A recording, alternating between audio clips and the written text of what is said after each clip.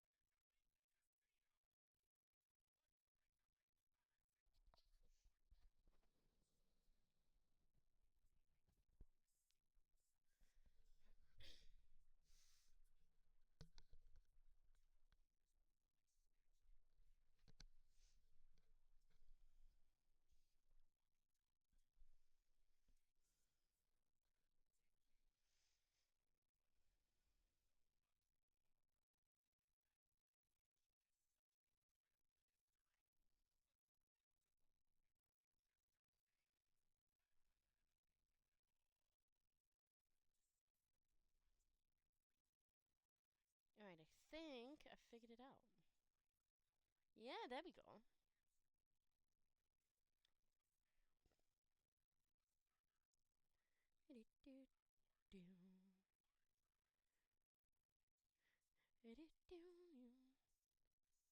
Alright, everything looks good on my end.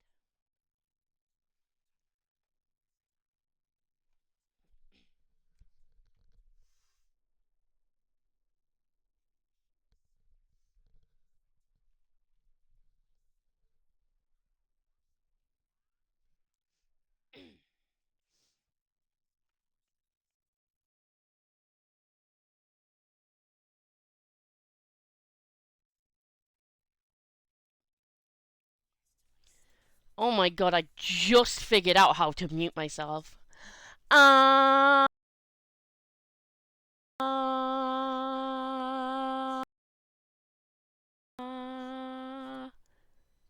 did that work? Did it cut me in and out? Did I finally figure it out?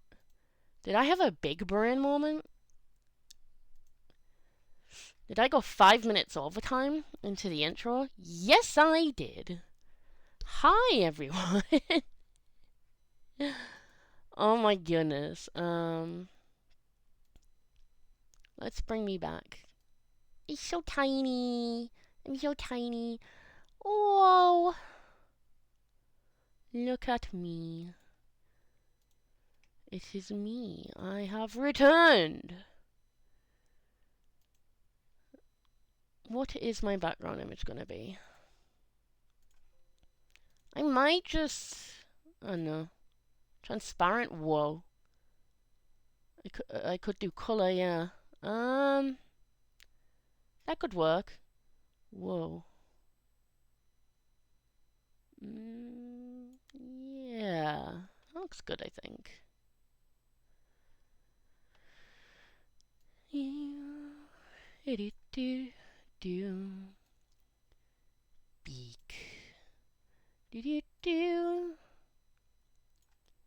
Oh, wrong one. That one. I'm so prepared. I'm definitely ready, like, all the time. I want it on 100, not 101. Let's put that on 0. And that on 10. Yeah, I think that's good now. I think we're good. So that should just be a turquoise screen now, no grid lines.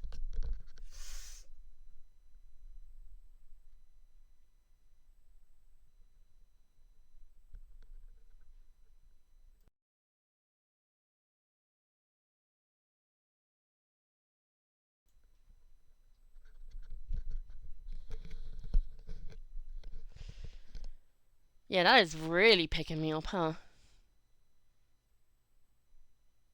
Even when I mute, my mouth still moves. I guess it goes off just microphone input in general. I mean, I'm only muting myself in OBS, not in, like... So that's probably why. So I'm going to mute for just a second, but you'll still see my mouth moving.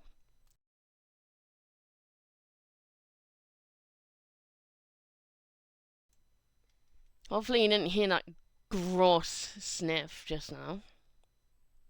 I think I figured it out. Hooray! Oh, it looks quite, like, green in comparison on the stream. Oh, well, it's a good colour, I think. Wow! Hello there. Hold on, my mouth did... Wait, yes it did. Hello there. Hi, Wah. Somehow I knew you would be here. Yeah, I haven't figured out how to get background music playing, like, through the actual system yet. Because last time I just played it on my phone and put it to my microphone, and you could definitely tell. I haven't figured out how to... Yeah, I haven't figured it out yet, so... I'm so professional, guys. But I finally remembered to update the category and stuff this time. Every time we've raided, our road recipient has been like, "Oh, how was your Stardew Valley steer?" And I'm like, "Ah, shit, I forgot again, didn't I?" And I'm like, "No, we were just yapping. I forgot to change the category." And they're like, "That's okay, it happens." But yeah, here we are. It seems to be picking up my voice good.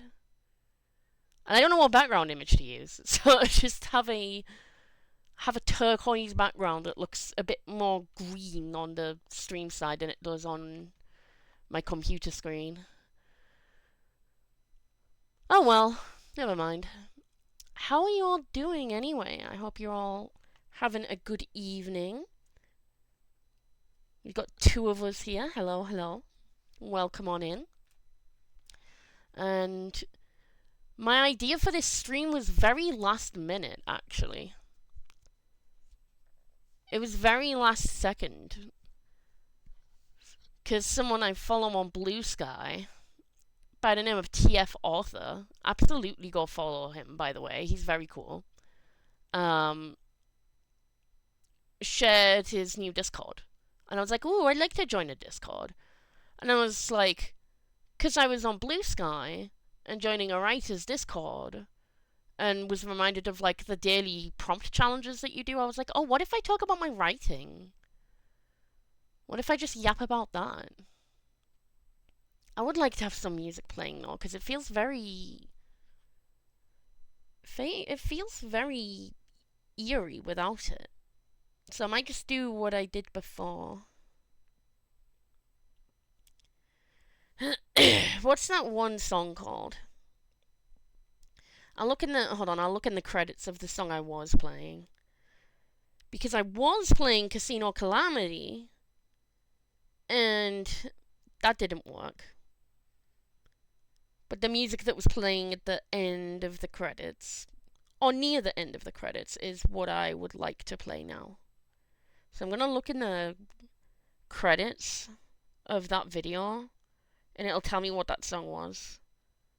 Like, I know what it's from. I know the scene, I just don't know what the name of the song is. So I'd have to, like, actually know the song title to get it up. Okay, Casino Park, Bingo Highway, Robot Carnival, Carnival Night Zone Act 1, The Base. Is it just called The Base? Or Tutorial? It's not I don't think it's Tutorial. I think it's just... Is it called The Base? SA2 Base Theme. Is this it?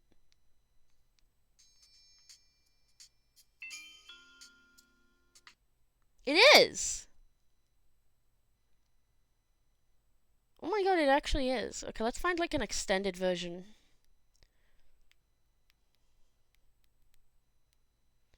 It's literally just called The Base. That's all it's called. Fair enough. Found a 30-minute version, I think. No, that's not the right one. Okay, I found a 10-minute version. I have no idea if it's gonna pick it up well enough or not, though. But I will loop the video. And then when I get bored of the music, I'll change it. Chat, how does this sound?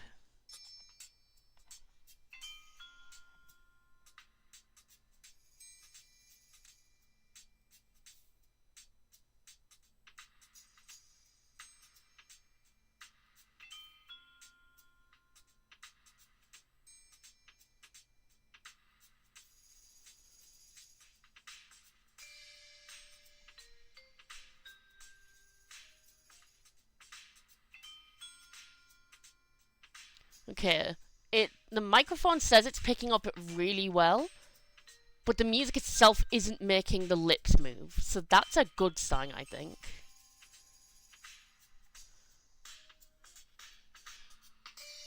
We might have something. Does the music sound okay?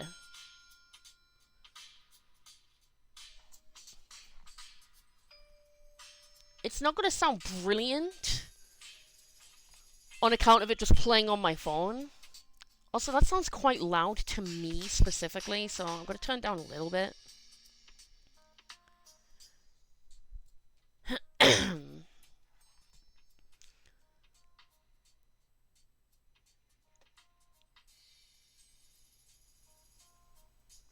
How is that? Wow, if you're still there, let me know how the music sounds, like, compared to me. I'm so prepared. I'm such a prepared individual. Okay, that bit goes quiet anyway.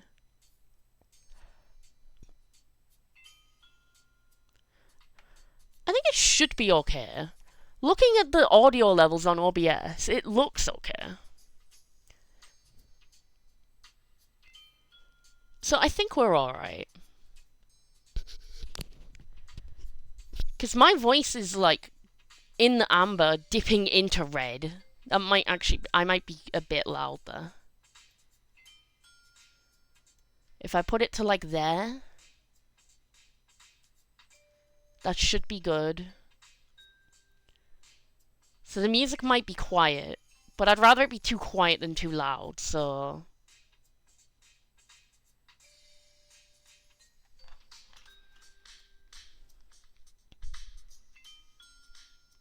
I think I'll knock it to about that volume. I think that's okay. That should be okay. Alright, well, let's actually finally get this stream started. It's been like 26 minutes. And on the topic of 26, that is quite topical actually. For that is what we are here for. Chat, I would like to welcome you all to this very different kind of stream compared to usual. This stream, I'm going to be going through some writing prompts and talking about my writing in regards to those prompts. I always try to do the monthly writing prompt challenges on Blue Sky, and then I always forget, like, partway through. So I've got, like, loads that I'm really behind on, including this month. And I just figured, well, why not just tell you about it instead of writing it out? I mean, on Blue Sky, you've got a character limit. When you're yapping, you don't have a character limit. So I figured, why not? So shout out to TF Author for accidentally putting this idea in my head by inviting me into the Discord. Just indirectly inspired this stream. But yeah, that's what we're gonna do. So shout out to TF Author, the writer of Trying to Kill the Sun, and I think the sequel's called Shattering the Sun. Don't quote me on that. I'm pretty sure that's what it's called. And I'm like partway through the first book, and it's really good. Definitely 18 plus though. Only read it if you are into superheroes and villains and can deal with a lot of like content warnings and like really serious shit. Because it's a lot. It's like One If My Hero Academia, but for adults. Kinda. That's not really a great comparison, but like that's the shortest comparison I could think of. But it's really good. I really love it. And I, too, have been working on some writing, and I'd like to yap about it. So, let's see if I can figure this out. If we change the window... Wow, that is a very... This is going to be interesting, isn't it? Because there's no way I'm going to be able to get it to, like, fill the screen the way I want to.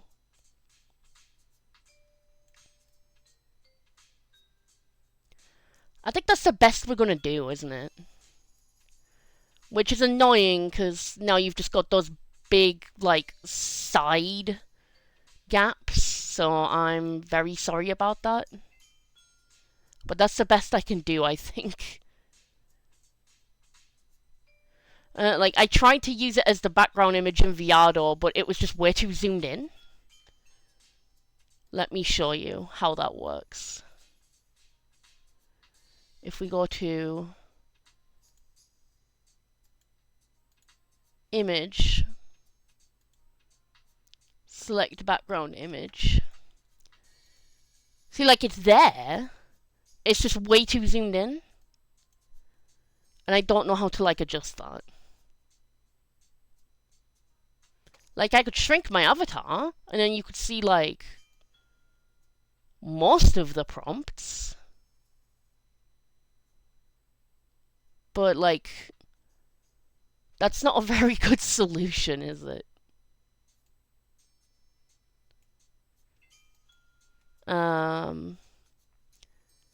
So yeah, for the meantime, we're just going to do color, and that looks quite green on my end, so I'll make it a little bit more blue.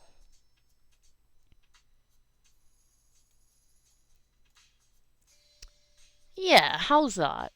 Wow, that looks very blue on my end. Oh wait, yeah, I forgot to change the window. Oops. Yeah, like, how's that? It looks very blue on OBS. Then I have to, like, stop the music to check, though, won't I? It's fine. I'm sure that's a fine color. But, let's just change back to that image. If I knew how, I'd, like, put my little avatar, like, in one of the gaps. But I don't know how to do that. I haven't figured any of that out yet. All I know is, like, having my avatar working in Viado. I don't know how to, like, have it in other windows. I never quite figured that out. But, don't worry about it. It's fine, probably. So, let's jump into this prompt challenge. I mean, I could probably, like, zoom it in. Whoa.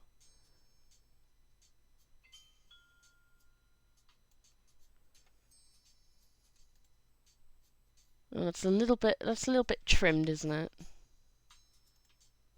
There we go. Perfect. I'm such a professional streamer, trust me. Alright, let's jump into this then. Today is January 26th? No, it's the 27th! Oh my god. Wow, okay then. Sure. Let's go with that then. But right now we've got the bass theme from Sonic Adventure 2 playing. We're just chilling to that.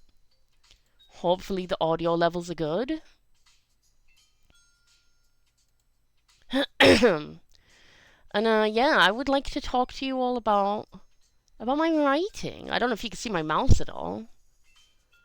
But these are specifically Pride prompts. There's always like a regular version. Well, not regular. There's always like the ones I see anywhere. A fantasy version and Pride version, or genre version and Pride version. Not explicitly exclusive to fantasy. Just usually I'll see a genre version of the prompts and then a Pride version of the prompts. And we're working on the Pride ones because Pride is 24/7. So, I've got like 27 days to catch up on it. I did do the first couple of days. Did this song end? It did, but it's about to loop back anyway, because I set it to do so. But, yeah, there we go. But yeah, here we have the January 2026 hashtag queer prompts hosted by CJ Aralore. Sorry if I said that wrong. CJ Aralore? Cool name in any case. and we're just gonna jump straight into them. So for day one, introduce yourself and your work in progress slash story slash book. So you all know me by now. I am Lyrical Luke. My regular standard human government name just being Luke, of course. You all know me by now, but for those who don't, hi, I'm Luke. I'm Lyrical Luke on Twitch. I am Lyrical Miracle 9608 on YouTube. I'm also Lyrical Luke on Blue Sky, which I figured how to stream to that now, so that's cool. So you call me Lyrical, Luke, whichever you like. Whatever's cool with you. My pronouns are he, they. My pronouns are in the tags. I am a trans man. Have been openly living as a trans man for the past 12 years now, which is insane to think about. I am 29 years old now. I will be 30 in November. I've been living as Luke since I was 17. And I'm very proud to be so. I'm very proud to do so. I'm a trans man, specifically gender flux. I'm boy flux, which means that, I mean, it's kind of like gender fluid, but with just one gender rather than multiple. That's the difference between fluid and flux, so I'm always a guy that just fluctuates in intensity. Like, my gender is always guy, it's just, it fluxes, hence boy flux. So, hence my pronouns being he, they. I do not mind it pronouns, I am impartial to those. I'm actually pretty alright with those. I've been like trialing that out. And I like fae pronouns as well because of my PNG tuber being a fairy. So that always works. So he, they, it, fae. But my pronouns are always he, him, and I'm always happy with they, them. Those are my main pronouns. I will always be happy to be called those. So that's the whole gender situation. I'm grey sexual, being on the ace spectrum. I'm also pan. So I am very queer. I put the queer in queer prompts. And I reclaim that. I reclaim that as an identity. Not as a slur. We don't do slurs here. And I've been out and proud for a while now. So that's the situation on that. That's introducing myself. As far as my work in progress goes, big emphasis on the progress. There is no working name. There's no working title for it yet. I've never settled on a name. I've like trialed out a few names, but as the plot has slightly shifted, the title has no longer been accurate each time. So that's cool. So I don't have a settled name yet. But my work in progress is a story that is set in an almost identical, not identical, but a very similar version of our own world. It is a parallel universe to the universe that we live in. It's very similar, but with some key differences. Mostly in that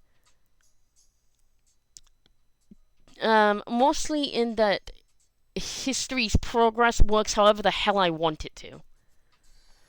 So, historically and socially speaking, this version of our world is far more progressive than the current one that we live in. Like, not just socially, but technologically as well. But a lot of it also, like, depends on certain contexts. So, the interesting thing about my parallel universe to our own is that history is mostly the same. Like, it's not exactly identical. I don't want to go into, like, all the geography and, like, politics and sociopolitics and everything behind it all, because I haven't really thought that deep into that yet. But in terms of, like, how accepting society is and how technology has come about, that is a bit more progressed at any given time. So my story, the main part of the story, I mean, this story, this work in progress, it goes back a long time. It spans over a very long time. It spans over centuries. But the actual main timeline, like when the main events happen, like the story's version of present day, is the 1980s. The 1980s and 1990s specifically. And in this version of our world, where it's set in the United States, it's similar to how the United States were in the 80s and 90s in our timeline, in our universe, basically. Except that, like, social rights and technology came a bit faster. So it's not super exactly linear and perfectly lined up. Because I like to say that at any given point in history, in this world that it's set in, if you look about anywhere from 10 to 30 years into the future, anything that has come before that, and anything 10 to 30 years in the future that comes, is what you tend to find in that current point. That probably doesn't make a lot of sense. Let me give an example. So this is set in the 1980s, right? So you've got all the technology and social progress of our 1980s and everything that came before that. Same with the technology. You have all that already. But you also have the progress and technology of our 1990s, our 2000s, and into our 2010s. And when I say it's not exactly linear, the gaps aren't always the same to compare at like any given point.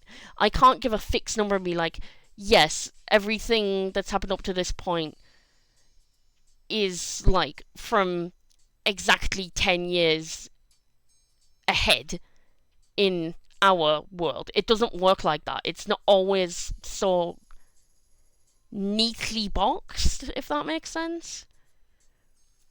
So the gap between, like, the year gap for comparison is not always exactly the same.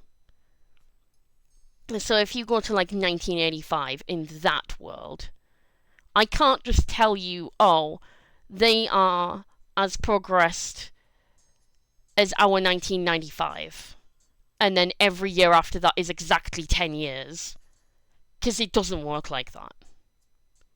It's a bit weird. So I like to just give a general range of like anywhere from like 5 or 10 to 30 years in the future, essentially. So any given time period in that world will have the same progress as our world did, anywhere from 5 to 30 years ahead, if that makes sense. Sometimes the gaps will be much smaller, sometimes the progress will be much slower, but the progress exponentially gets faster as you go towards the end of the 20th century. So if you're like in the early 20th century in that world, it's more or less the same as what it was for us. Not that much of a difference. Like, the 1900s would kind of be like our 1910s or 20s, whereas the 1980s would be more like our 2010s and 2020s. It really is just not very consistent, and I'll put my hands up and admit to that right away. Because, like I said, history just progresses the way I want it to. If that makes any sense at all. And if that didn't make any sense, I'm very sorry if that is very confusing. But you don't have to know too much about the in-depth of history and progress to, like, hopefully understand what's going on by the time this story does come out. All you gotta know is that the main events take place, like, in the last, like, 30 years of the 20th century. Or the last 20 years, sorry. Like, over 1980 to, like, the late 90s. That's when, like, all the main events take place. And that's the 80s and 90s in their time, in our time. So it has the culture of the 80s and 90s. It has, like, all the cultural relevance. Like, if you went to the 80s and 90s there, it would feel like our 80s and 90s. Like, music-wise, pop culture-wise, fashion-wise, it would very much still be the same. Just society and technology is further. If that makes sense. So it's kind of hard to gauge and explain properly.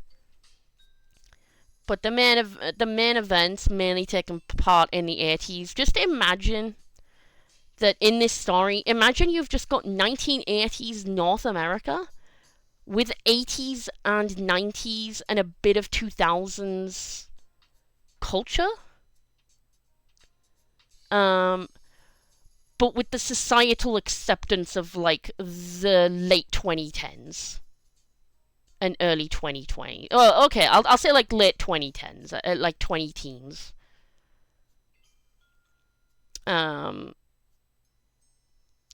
So, like, pride identities, they have names now. The flags, they've all been made by this point. I hope that made sense. I won't go too much into detail beyond that, but just imagine it's set in our 80s America, but with, like, more advanced. Like, if you were living in... Imagine if you, like, time traveled from, like, 2018 to, like, 1986 America, and all that culture was still the same, but you brought your own culture with it. It's kind of like that. I hope that made sense. So basically that's what it's about, and the main characters are a girl and a guy, and no, they are not a heterosexual couple. A girl and a guy called Isabella and Josh. They are cousins, in fact. So definitely not a heterosexual couple. That would be a big problem. I think while I'm, like, yapping on each category, we'll just switch back to Viado. There we go. That's a bit less boring to look at. But yeah, that's basically my answer for day one. It's about a mid-teens girl called Isabella and her cousin Josh, who is a month older than her. That's the same guy that we celebrated the birthday of in the January 4th stream, when we did that Stardew Valley stuff. That's that guy. So Josh is the deuteragonist. He's the second main character. He's born January 4th, 1971. And his cousin Isabella was born February 13th, 1971. So there's only a month and a bit between them. And without spoiling too much, both of them are living without their parents. They're not orphans, but their parents are not around. Their mothers are otherwise occupied elsewhere, for both good and bad reasons. And neither of them know who their dads are. And don't worry, there's no twist that they secretly have the same dad. It's not like that. They both have different mums. They both have different dads. The mums just happen to be sisters, hence why they're cousins. And because neither of their mums are around, the middle sister, Astrid, their Aunt Astrid, she takes them in and raises them. Because they've been on their own. essentially, without their mums since they were like 10. So not super little, like they've grown up with their mums and are more than old and smart enough to know who their mums are. There's just a lot that they don't know, and their mums are no longer around. They have no dads that they know of, so they live with their Aunt Astrid. And they also have the support of their grandparents as well. Their Aunt Astrid's mum and dad. Oh, obviously their mum's mum and dad as well. Their mum's mum and dad? Yeah.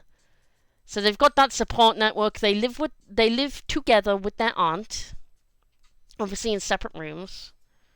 All of them in separate rooms. They live with their Aunt Astrid. She raises them. They visit their grandparents every weekend, and they're very lovely people. And it's basically them like navigating the life of high school, which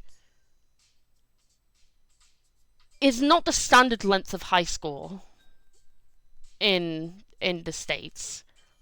While this is set in the States, it is just straight up the United States of America. I haven't changed any of the countries. It's not quite the same. So you start at the usual age, 14, 15, but the length of high school is more like how British high school used to be. British high school used to be 7 years. Which obviously it isn't anymore. That's why in that one IP address that shall not be named, because fuck the author, that's why in that particular school there's 7 years and not 4, because that's how it used to be at the time that those books were written. But we won't go into that franchise because fuck that franchise. As a matter of fact, my franchise is also a magical franchise, but it's better than that one. Mine is like if you took the idealisms of the Owl House, essentially, and put it in the 1980s America. With very similar magic systems and everything. So that's basically what my story is. It's these two kids who grow up into young adults, and then adults. They grow up together, they make friends, they fall in love with other people, obviously, not like the same person or anything. But they make friends, they fall in love, all the coming of age shit that you get. And they're also witches, as most people are in this universe. Not everyone is. Just depends if you're born with magic or not. You could learn magic, in the sense of like how sorcerers get their magic versus how wizards get their magic. It's just a lot harder when you have to learn it, rather than when you're just innately born with it. But you've also, even when you're innately born with it, you've still got to learn stuff. You can't just do whatever. So it's basically like if the Boiling Isles of the Owl House was 1980s America, but with the same societal progress of the Owl House, essentially. And originally, I was going to have it be an isekai, where the main characters were going to be humans that enter a magical realm, and I decided not to do that. That felt too on the nose and too much of a copy of the Owl House. I don't want to copy the story. So instead of the main characters being humans, they're just already... I mean, well, they are humans, but they're already native to... well, just Earth. It's just Earth, but magic. It is our world, but it runs on a combination of magic, religion, and science. And they don't contradict each other. They're just a harmonious trifecta. Like, yeah, some people contradict each other and don't believe in the same things. There's still friction over that. That being said, that's just how that world runs. Sorry, I'm just checking something. Okay, cool. So yeah, that's the world that they live in. So you've got Isabella, the main character, and she is demi and bi, and her slightly older cousin Josh, he's polysexual. Um, so they both like guys and girls. Neither of them are monosexual.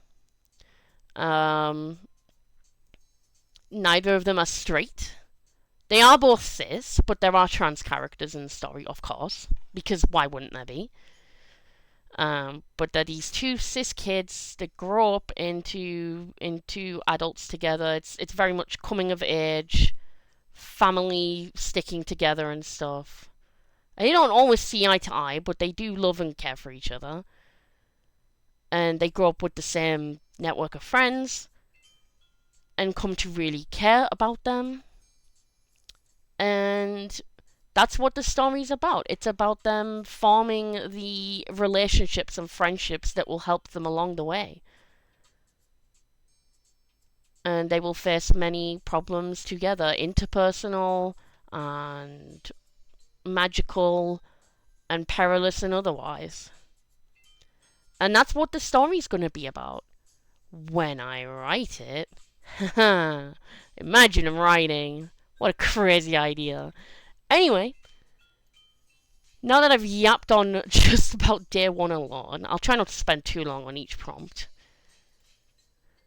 But let's go on to day 2. Free Friday or your 2026 goals/resolutions. I pretty much already covered my resolutions in the last stream. But if we're talking like writing resolutions specifically, I don't really have any specific resolutions. I just want to get something written down. Because my idea of writing is just playing out scenes by voice recording myself. And then I never write them down. Crazy, I know. But yeah, my resolution is basically just write. Just write stuff. And decide what medium I want it to be in. Because I've never finalized if I want it to be books or webcomics. I don't know. I think I'm leaning towards webcomics. Because I feel like a lot of it relies on visuals that I cannot convey through words alone. So I think that's what I'm going to do. But my resolutions finalize what medium I want to put this in. Because I've been working on this for years. And actually get some of my stuff out there. That's basically my resolution. So on to day 3. Day 3, your main character's goals, your main character, their goals and their resolutions. So I've already talked quite a bit about my main characters. But they have quite similar goals. They have some of their own different and unique goals, of course. But their main goals, at least as far as the start of the story goes, is they want to find out where their moms are. They want to find out what happened to their mothers. I mean, okay, well, Josh knows what has happened to his mother. But no one knows why. They're both alive. But without spoiling too much, I can spoil a little bit. But if you don't want to know at all any information about their mothers, cover your ears for like the next 30 seconds, I would say, starting from now. So Isabella's mom ran away for personal and mental health reasons. And Josh's mother is in prison for a crime she claims to have committed, but none of their family believe it. And Josh and Isabella, being the kids, they don't know what this supposed crime is. But that's basically what it is. So Josh's mom is in prison. Isabella's mom is just somewhere out there.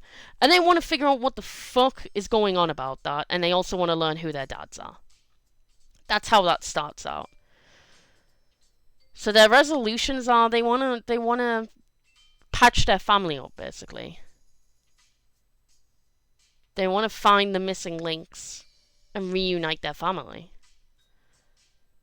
But they also have like normal teenage goals as well, like making friends and doing as well as they can at school, plus all the magic stuff, and of course maybe find love along the way. Maybe, just maybe. And that's what their goals are. Pretty much the same between the two of them, more or less. I am wondering, has anyone been chatting? Because I've been checking the chat, and it doesn't look like there's any new messages. But that's okay. Oh, did not mean to do that. Alright, let's see. What day are we on? We're on day 4, which was Josh's birthday, Jan 4. Are your characters optimistic or pessimistic about the future? That's hard to say, because they're kind of a bit in the middle about it. I feel like they are both relatively optimistic. I wouldn't say either of them describe themselves as optimists or pessimists. I think they'd both describe themselves as realists. They just kind of see things as what they are. They want to be optimistic, but it's a matter of can they be. But in terms of like specific thing, I think it depends on the specifics as well. Because in terms of their mothers, they feel a little bit optimistic. They feel like they will find them again someday. In terms of their dads, however, they really just don't know. They don't know how to feel about it, because they don't know anything about their dads. In terms of friendships, I would say Isabella is slightly more pessimistic than Josh is, because he makes friends easier than she does. And she starts off with only the one friend, just the one best friend. That's Nadalia, and they are tight. They are besties to the end. They are basically like sisters from different misters. So she just has Nadia, and she's happy with that. She's like, I only need one friend. I don't need multiple friends. And she gets anxious as like more people start taking an interest in her and showing that they actually care about her. And it's not like she's gone her life unloved or uncared for or anything. But because of her mum, like, being gone, not gone as in dead, but her mum having left willingly, she still has her self-doubts. She doesn't have full faith in herself. So she's like, why would people want to be friends with me? If my own mum didn't want to stay, why would anyone else? But she comes to like learn and accept over time that like, yeah, people aren't just going to leave her and keep secrets from her. At least not always. Like some might, but that's not a reflection on who she is as a person. Like, yeah, there's certain things she can do and be that will affect whether people want to stay or not, but ultimately it's their choice. But at the same time, she has to be there as well. She can't expect everyone to do the work. She has to put the work in as a friend as well. It's a mutual exchange. And while Josh does make friends easier and is more optimistic about it, a part of him does wonder if like those friendships will last. He's not sure. And he's scared that they won't when he wants them to. But my stories have happy endings. If you're a good person in my story, you get happy endings. And these two people are good people, so their friends are going to stay. And that's all I say on that matter. So they've got nothing to be scared about. I mean, sure, their worries are valid, but in the end, it'll all pay off. And they will make lifelong friendships and relationships and connections that will keep them going for the rest of their lives. And that's what's important. So it really, to answer that question, it really depends on what context you're referring to. Like, I can't say one or the other is optimistic or pessimistic in general. It just depends on the context. It depends on the circumstances in which you are being the ist. So yeah, that's my answer to that question. Right, so day 5. Whoa! I didn't mean to zoom out. That was an accident. Day 5, event that shaped your characters. I mean, again, that's already been answered. Their mom's leaving. Basically. While the circumstances are different to each other, their circumstances, the mothers I mean, their circumstances are connected. And while Isabella's mom leaving was far more direct, or like more directly her choice, that's not to say that Josh's mom didn't also leave willingly, because she gave herself up.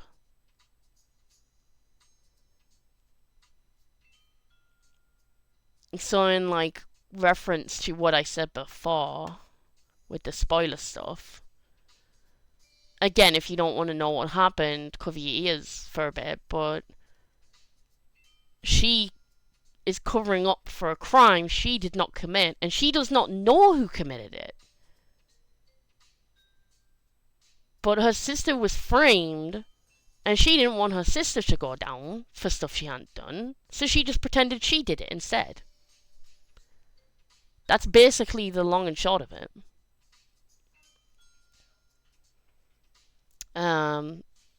So yeah, she willingly left, but just in very different circumstances.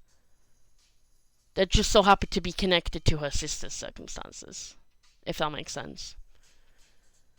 But that's all I will say on that matter. Because, like I said, I don't want to spoil too much. I already feel like I've spoiled too much.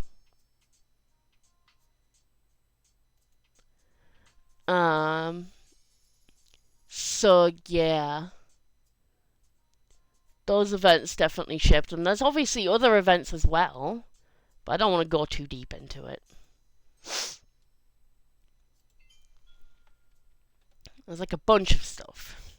But that's like the main ones.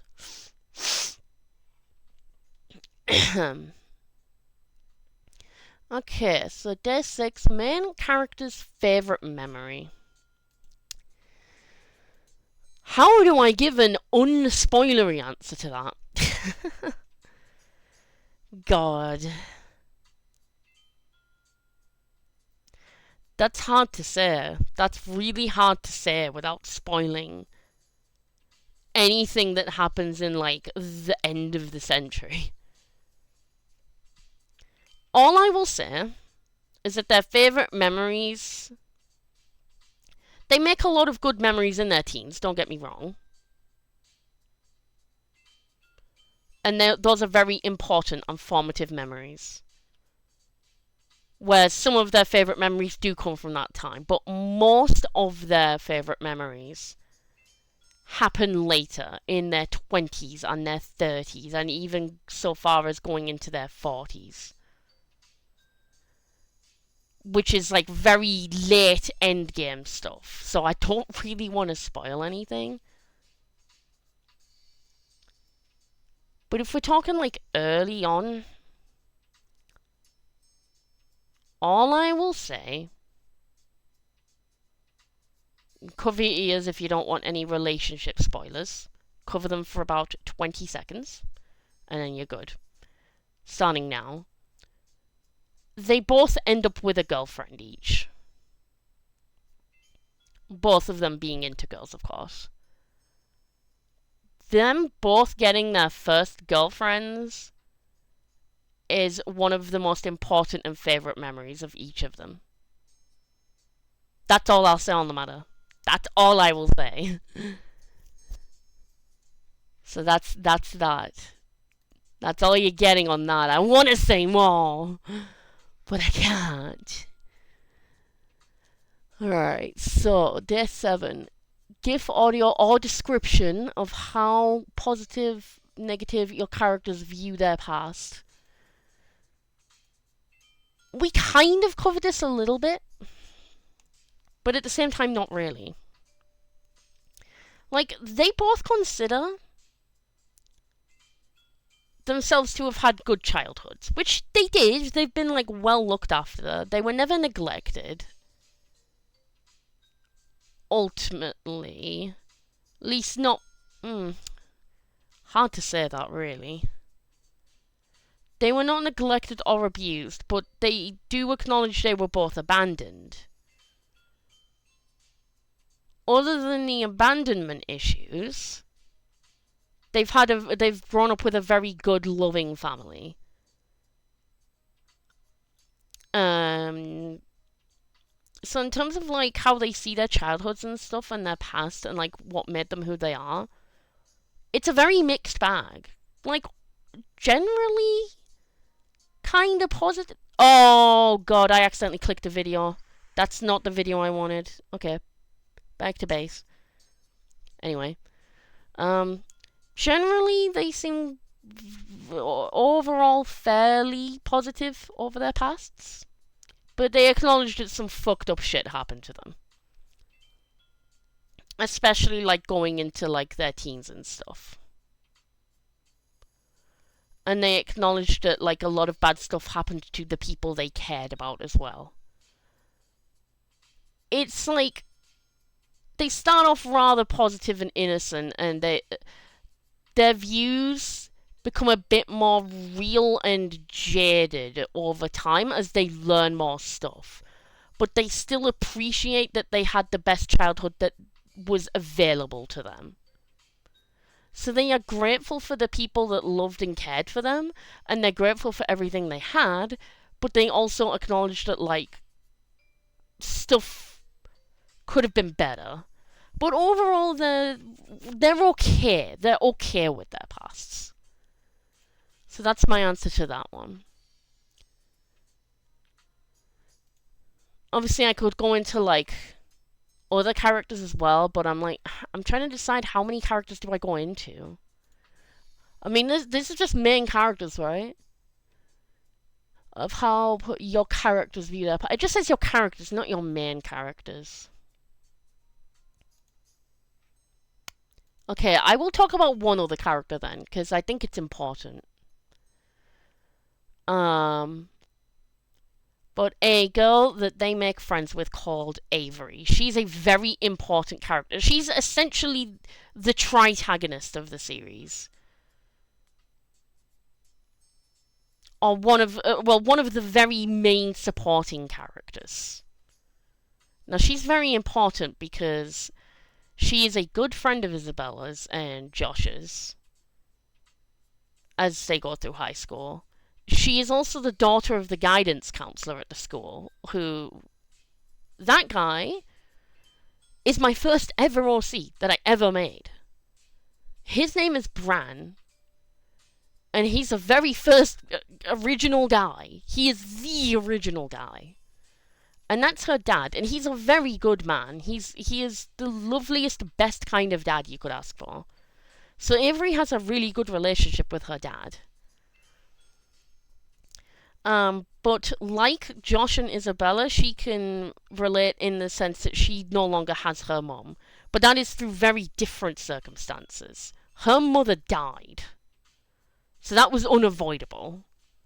Her mother did not willingly leave. She died when she was 14. And I feel okay to spoil that because that's kind of like a very pivotal part about her. So she grew up with a very loving mum and dad. She was originally the oldest. She started out as an only child, of course, as every first kid does.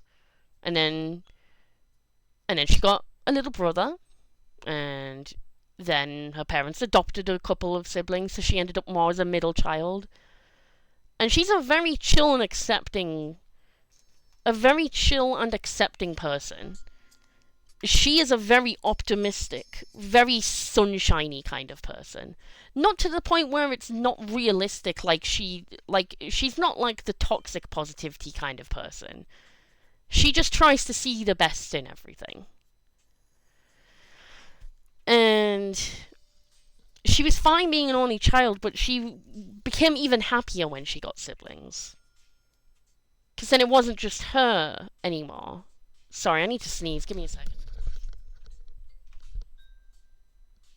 Oh, the fake out. Not the fake out. Okay, anyway. Yeah, so her past is particularly important because she grew up with two older siblings, adopted twins, a girl and a guy. The guy is a trans guy, so good for him. So two older twins, who are 2 and 2, nearly 3 years older than her. Very almost 3 years older than her. So she grew up with them.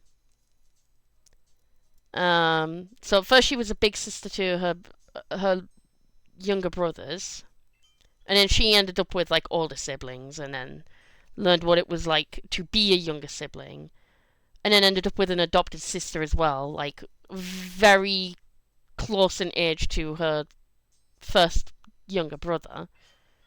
So they end up being a very big family. There's the parents, there's the twins, there's her younger brother, her younger sister, and her youngest brother.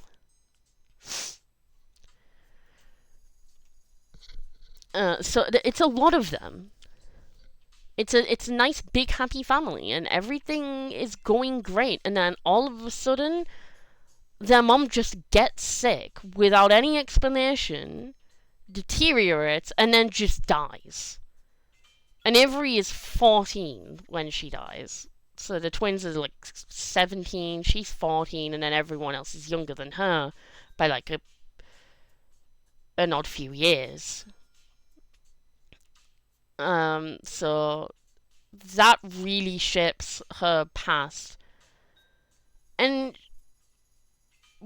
when you ask me about that character and how she views her past, she views it very fondly. She's a very nostalgic, appreciative person.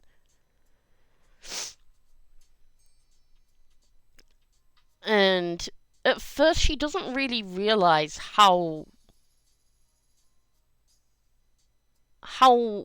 like, it's hard to say. She doesn't realize just how bad things did get with her mom. She doesn't realize how bad it really was. Because their parents tried their best to just raise them as positively as possible. And she realizes this later and learns to really appreciate that, like, she was kind of wrapped in wool a little bit. Not in the sense she was ever deceived, but kind of like she looks at things through rose-tinted lenses sometimes. And she actually has to come to terms with not looking at her past as positively as she did. Because she was like, things were perfect till that happened. Nothing was wrong. But things were wrong. Things weren't perfect because things are never perfect. And she has to come to terms with that and accept that. And she, both before and after, really like comes to appreciate her parents and like how much they did for her. Like, she always appreciated them, but comes to appreciate them even more. Especially her dad having to like raise 6 kids on his own, essentially. So when it comes to the main characters, they have very mixed feelings on their pasts. Avery, however, she looks very fondly on her past and has to kind of like break through the shell, like break through the illusion of things being perfect back then when they weren't. And a part of her knows this already. A part of her always knew things weren't perfect. She just kind of was in denial about it. And she comes to terms with it and accepts it and realizes she can have more than one opinion about her childhood.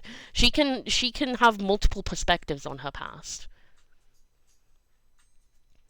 And she can have mixed feelings about it. That's okay. She doesn't have to smile and be happy and strong all the time. She's very much herself like a motherly kind of figure. So that's like her perspective on her past. But I mean, other than that, she's a pretty well-rounded individual. She's like pretty mentally healthy. She's quite with it. Like, yeah, she's not a perfect person. Her mind is not perfect. And her life is not perfect. But she's a very accepting and supportive person where she will accept things as they are to an extent, but if things are wrong, she will do something about it. She won't just sit back and be like, yeah, it is what it is. She cares about her life and the people in it. So that would be my answer on that one, because I think Avery's answer is more interesting for that question. That question being for day 7. Day 8, however, is how did your characters meet? Well, that is very easy. The main characters met by being born and related to each other. They've known each other forever. They are family. Everyone else they meet is either through their family, family connections, or through school. But every other character that is a main character, Josh and Isabella meet at school, in high school, from the ages of 15 to 22. And every friendship and relationship they form...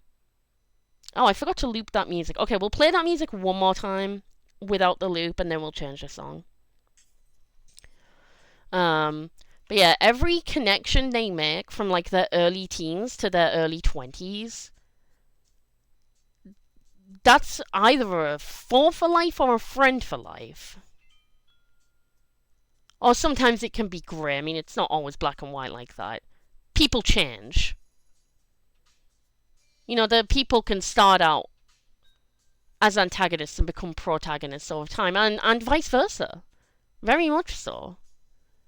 Euresha's a very important example. She starts out as an antagonist. Not a super serious one, she just starts off as a bitch. But she's basically the Amity of the group. Basically the Amity Blight. And no, that's not the girlfriend Isabella ends up with, by the way. It's not like that. Isabella's not the loose of the story. I mean, she kinda is. I mean, she essentially is the loose of the story, but she's actually... I don't know. It's hard to explain. She's like a lot of characters. Visually, Isabella is way more like Amity, with the brown hair specifically, and her girlfriend is the loose. Whereas Euresha, in terms of like playing a role, okay, rather than I was gonna correct myself and say she's more like Boscha at first, but that's a bit harsh. She's not that bad. I feel like she starts off as the Amity, and her friend Sabrina starts out as the Boscha, just not as bad. She's not that horrible. But they start off as the two catty bitches that like to bully people a bit, because they like to try and feel important. But they both learn over time that like There's more to life than that. And it takes Sabrina longer. But they both have redemption arcs.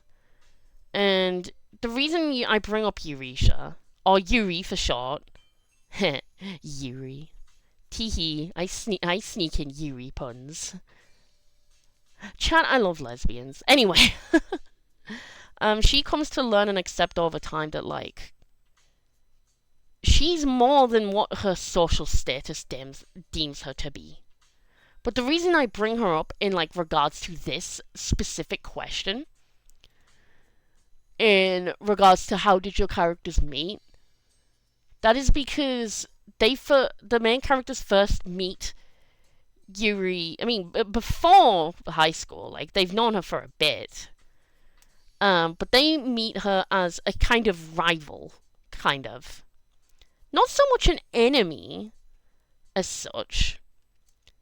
They see her more like a very silly, ditzy kind of rival that they try not to take too seriously.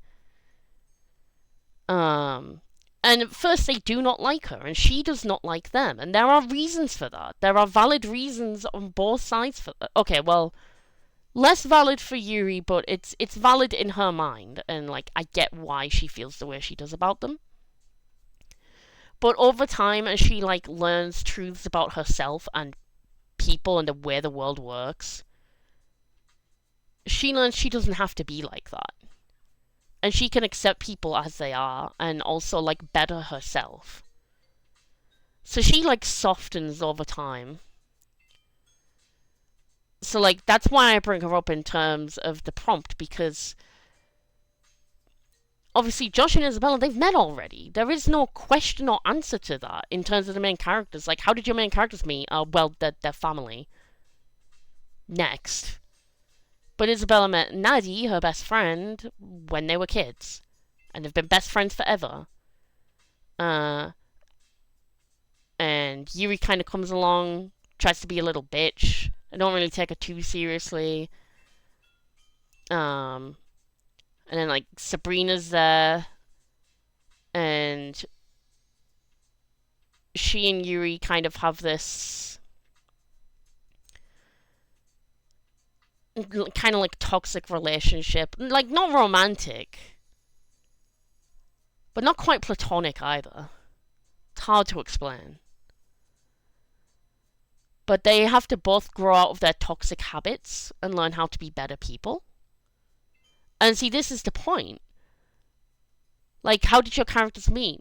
Well, they meet Sabrina and Yuri as these antagonists, and over time, they all start growing fonder of each other and giving each other the benefit of the doubt more, learning to trust each other more. And I especially really like Josh and Yuri's relationship, because if you just looked at them on the surface without any context of the story, if you just looked at them like just an image of the two of them together, you'd just assume, wow, that's the most bland heterosexual looking couple I've ever seen. And I bet they hate each other and then they grow to love each other. And it's like, well, no. I mean, yeah, they do grow to love each other, but not like that.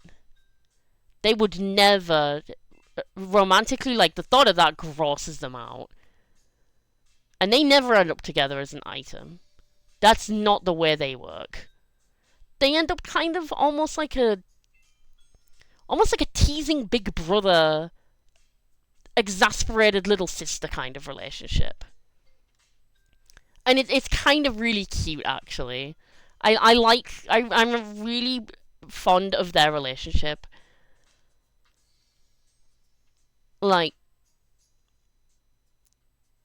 she starts getting along with Isabella more, with them both being girls and stuff, and Isabella being a bit more of a chilled out person. But it really takes her and Josh time to get used to each other. And they're just like, okay, I guess we just have to tolerate each other. Eventually they tolerate each other, then they start to actually like each other as friends. And they just have this really funny relationship that makes me chuckle when I think about it. And it just gets to the point where, like, they bully each other affectionately. Like, that's just the way they work. And it's really funny, and I like that. And then everyone else, like, they meet in similar ways. Like, they all meet through school and stuff. Avery being a super important character to both Isabella and Josh. Seda being a really important character that they meet there. There's just they make a lot of friends faster than they could ever realize. And it takes them a while to realize that's what is happening. It takes them a while to realize that, like, oh yeah, we are actually out here making friends. And when they come to realize and accept it, they're like, oh, people actually care about us. Like, we're not the only people who care about each other. And it's just really nice. And it's cool, and I like that. So that's the tea on that prompt. Oh, sorry, I need to get the picture back up, don't I? Yes! Oh my god, we got a chat! Holy shit. Oh, it's another fucking bot. Okay.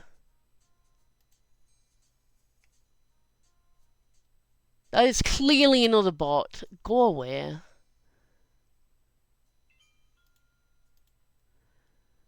Finally got another chat, and it was like, yep, that's just a bot. I got so excited. God damn it. Never mind. Anyway.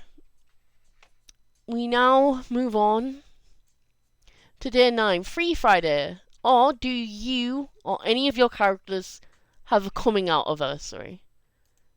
Okay, well, I can answer that. No. I'm kidding. I don't have, like, set dates for my characters. The only one I can answer for is myself. I have a few coming out anniversaries because I've come out a lot of different times. The first time I ever came out, like, ever to anyone, was April 2012. I forget the exact date at school, but I got asked about it once, and I was just like, yeah, I guess I like guys and girls. I guess I'm bisexual. And people were chill with that. They were like, oh, cool. Like, I was bullied a lot at school, but weirdly never for that reason. No one ever bullied me for liking guys and girls. And back then, that's all I knew. That's all I knew. I was just like, well, I know there's more than one gender, and I don't have a preference, so I guess I'm bisexual. And then, in terms of, like, coming out to family, it was April 24th that year. And that I do remember. So, like, not long after I came out at school, I came out to my family, and my family was like, yeah, that's cool. That's cool. We still love you. You love who you want to love. Time for a different song now. What shall we play? What song shall we play? I don't know. Well, it's recommending 2 a.m. Snow Animal Crossing. Why not? I do like that song. Anger learns to roar by seeing too many ads on YouTube. Okay, we'll put this on loop. I really like the 2 a.m. music, especially the snow one. It's very, very nice. Very good. Okay.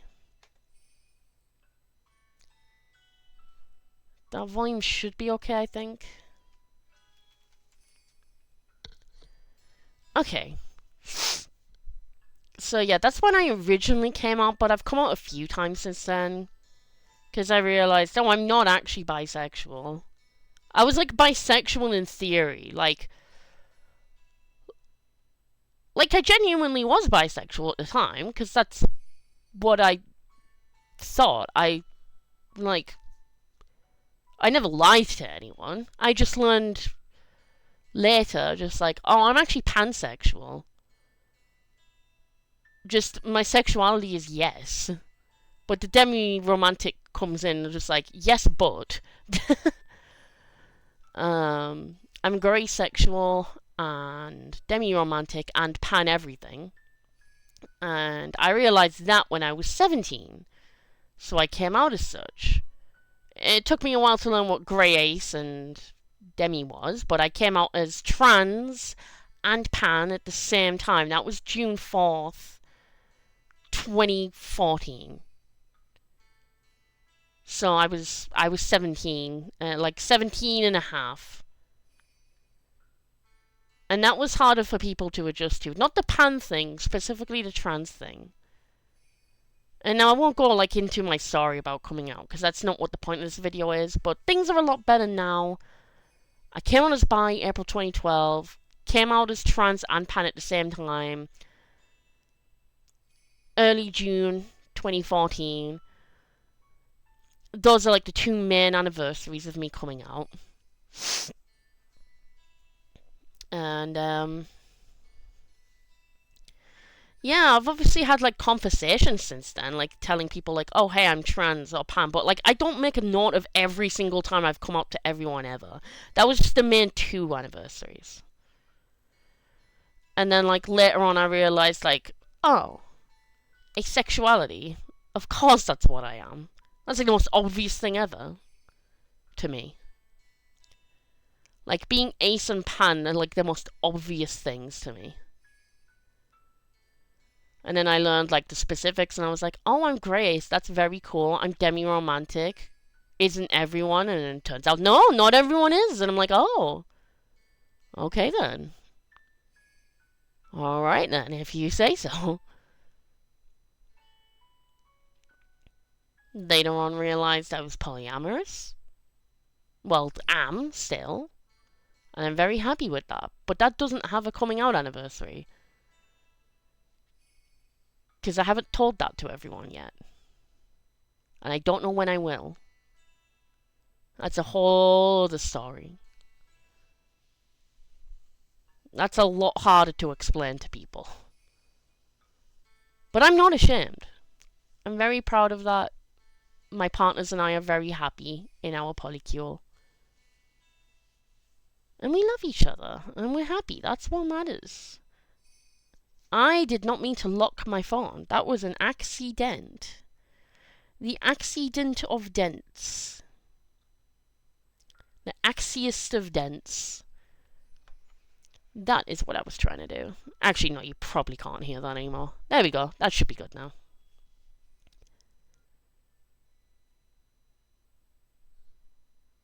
Oh, it started fading out anyway. It's looping around after an ad for Crunchyroll. Can the Crunchyroll ad go away, please? Thank you. Perfect. Okay. So yeah, I've been out as generally queer for nearly 14 years. And specifically as trans and pan for 12 years. Because, I mean, before June, like, I'd come out to a bunch of people before then. It was, like, very early on in the year I started living as Luke. So it has actually been this year's anniversary since then. So I've been living as me for the past 12 years, and I wouldn't have it any other way. And I have no regrets. And I'm very proud. So, like, in terms of, like, my coming out anniversaries, yeah, I have an answer to that, but I don't really have any specific set dates for characters. But, like, yeah, they do come out. They do come out their closets. The one that takes the longest to come out...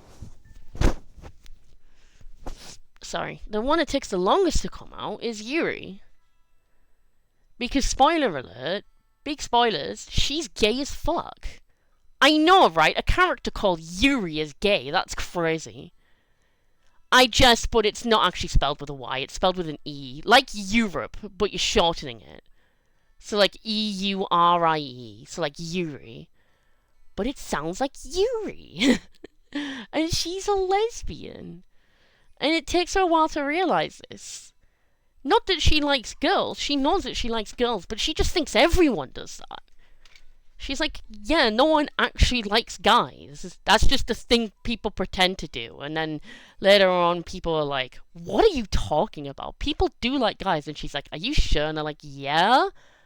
Do you have something to tell us? And she's like, oh. She just thinks everyone is into girls. And guys are just the fake sexuality. And honestly, that's so iconic of her, and I love that. So it takes her the longest to come out. But they all come out pretty young. Like, Izzy and her girlfriend, both bisexual. Josh is polysexual, but he doesn't really care about it all that much. He's very neutral to it. He's just like,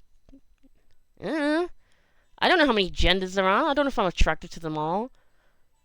Guys are hot, girls are hot, people are hot. I don't know what I am. And he like sees the polysexual flag and he's like, oh, green. Nice. So he's like, yeah, like that fits him the best. Like he can't say he's bi because that doesn't feel right, and he doesn't want to say he's pan because that doesn't feel right either. He's just like, well, polysexual covers multiple genders, and I know I'm that, so I'm happiest with that. And everyone is Demi. Just everyone. Or like most people anyway. Not literally everyone, but like 80% of the cast are Demi. Because that just makes the most sense to me. But yeah, I haven't got any set dates. I have set ages, roughly speaking. So I know roughly when they come out, just not their dates. But they're like all in their early and mid-teens when they come out. And they are all accepted and loved for who they are, because bigotry can go fuck itself. And that's the great thing about my story. It's not that bigotry doesn't exist, because it does. It's just nice because it doesn't have to be a systematic thing anymore. It used to be. But then it became a more of an individual opinion thing where people are like, yeah, literally fuck your opinion.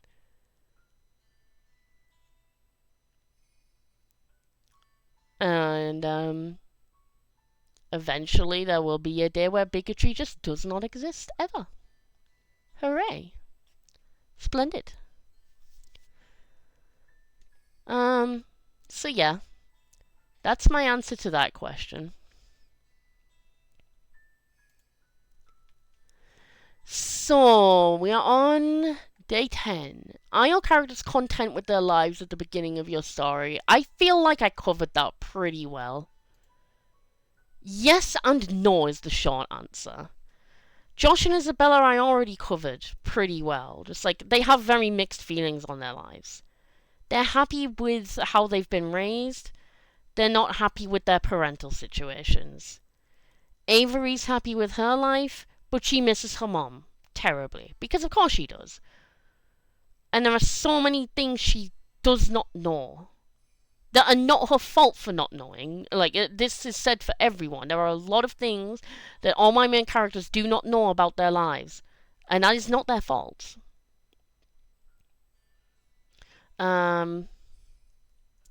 Nadia, Izzy's best friend, she's not exactly content with her life. Her parents are divorced, and they're better off divorced, don't get me wrong, but obviously that has had an impact on her. Like, she's happier. Like, she is happier now than when they were married. But that doesn't mean all the problems are solved after the divorce. Like, there's still attrition there. And, I mean, she's got a big sister that's missing. So she's not really happy with her life. But she just tries to take it day by day. She tries to, like, live in the present rather than the past. Yuri's definitely not happy with her life. She thinks she is. But her mother's very controlling. Sabrina thinks she's happy with her life. She thinks she's got it made. Um, but her parents are divorced, and her dad is just the worst. And she keeps giving him the benefit of the doubt every time. Until one day it's too late and she can't keep forgiving him anymore. Which sucks for her because she was always a daddy's girl. But eventually she's got to come to terms with, like, yeah, she's not happy with her life. And it kind of sucks. And Avery I already covered pretty well, I think. But, like, with them all being content with their lives, yes and no. Seda, short for No Seda. Gee, I wonder where I got that name from. I'm so original. But Seda, or Sadie as we call her Sadie. She's relatively happy with her life. But she's got her own baggage and problems, of course, as well. She's got a death in the family. Not of her parents. I won't say who, but she was greatly affected by a death in her family. Who else? We've got Ben and Marty. They're the gay couple. I don't mind spoiling that because they're just like the most obviously in love with each other, and it takes them a while to realize this. But like they're just obvious. They're very clearly made for each other. And Marty's a trans guy like me, and he's pan too, and Ben's gay. And honestly, those two are probably the happiest with their lives. It's not perfect, but they're probably the two with the happy that are the most content with their lives at that point.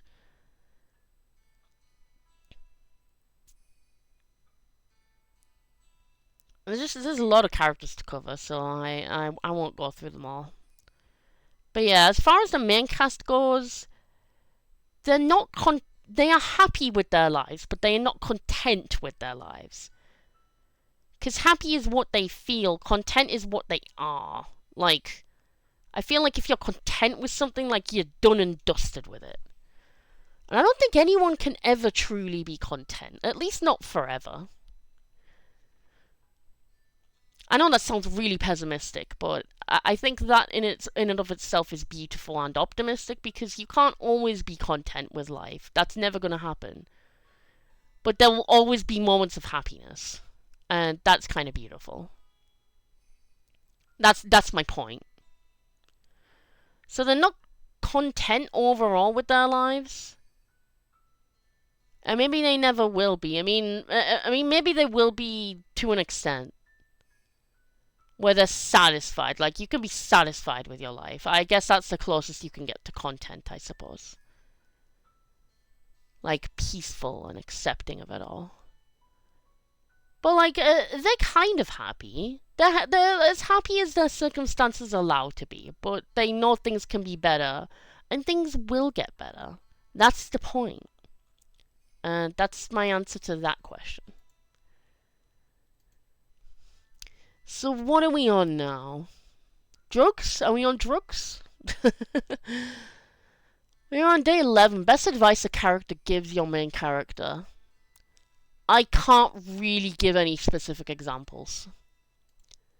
All I will say, and this will be the quickest answer of the whole thing, pretty much anything that Avery's dad says to anyone. Like, imagine Uncle Iroh from Legend of Aang and Korra. Imagine Uncle Iroh from Avatar without the whole war and family trauma history. Make him a southern. Make him a Bible Belt man, but the good kind. Make him a himbo and a DILF. That's basically what he is. Give that, make that man the ultimate himbo with inspirations of with like the wisdom of Iroh. Um, put him in a little pan flag, in a little demi flag, and a pan flag, and that's who he is. He's the good kind of loving Christian, and he's a very good dad and a good friend. He's very friend shaped, and basically anything like. He's not perfect, but he's as close to perfect as you can be. And any advice he gives to people is the answer to that question. He's very powerful and does not fully realize it. But he has a good effect on people. So, anniversary, day 12, anniversary of UK lifting ban on gays and lesbians in the military. Are there any queer fighter characters? In terms of military, no? Question mark? Not that I've decided on. Not that I've confirmed. Maybe in, like, people's family trees there are, but not any, like, characters that come to mind. Not any presently living ones. But, like, fighter in general, as, like, a general term, yeah, definitely. There's a character called Leslie. And she's a bad bitch, and she'll just punch you on sight if she doesn't like your face. Okay, she's not that bad. But, she has a lot of anger issues that she has to work through, and a lot of self-esteem issues. And she does work through them. But she's definitely a fighter. She's very much the brawler kind of character. So, like, she's the first one that comes to mind. There are others, probably, in terms of, like, if you use the term very loosely. And, like, these characters, they're all witches. They're all magic users. So they've got to fight at some point with magic, and they are all very proficient in their skills. But in terms of, like, fighter characters, the main ones that come to mind are Leslie and a character called Shamsi, who specifically has a headmate, because Shamsi has dissociative identity disorder. One of their headmates is actually a samurai, and that's where Shamsi gets that samurai experience from. And they have swords and everything. It's very cool. So, like, yeah, they have, like, magic capabilities, but they also like swords and shit, which is really cool. And Shamsi would prefer to not fight if they don't need to. Leslie will fight for fun. Leslie will fight out of necessity. But, like, there's a few characters, yeah. But they're the main two that come to mind. Leslie being a brawler and Shamsi being a sword, like a blade user. Not so much a sword, like heavy kind of sword, like a blade kind of user. But all the characters are proficient in magical skills and combat in their own ways. They have their own affinities that they are attuned to. Because elemental magic exists in this work, and some people are more in tune with certain elements than others. Josh, for example, is quite proficient in earth magic. Isabella is more proficient in electric and wind magic. She's quite equally good at both of them. She tends to prefer wind magic, because she tries to be as pacifist as possible. Nadi's very much most in tune with electric.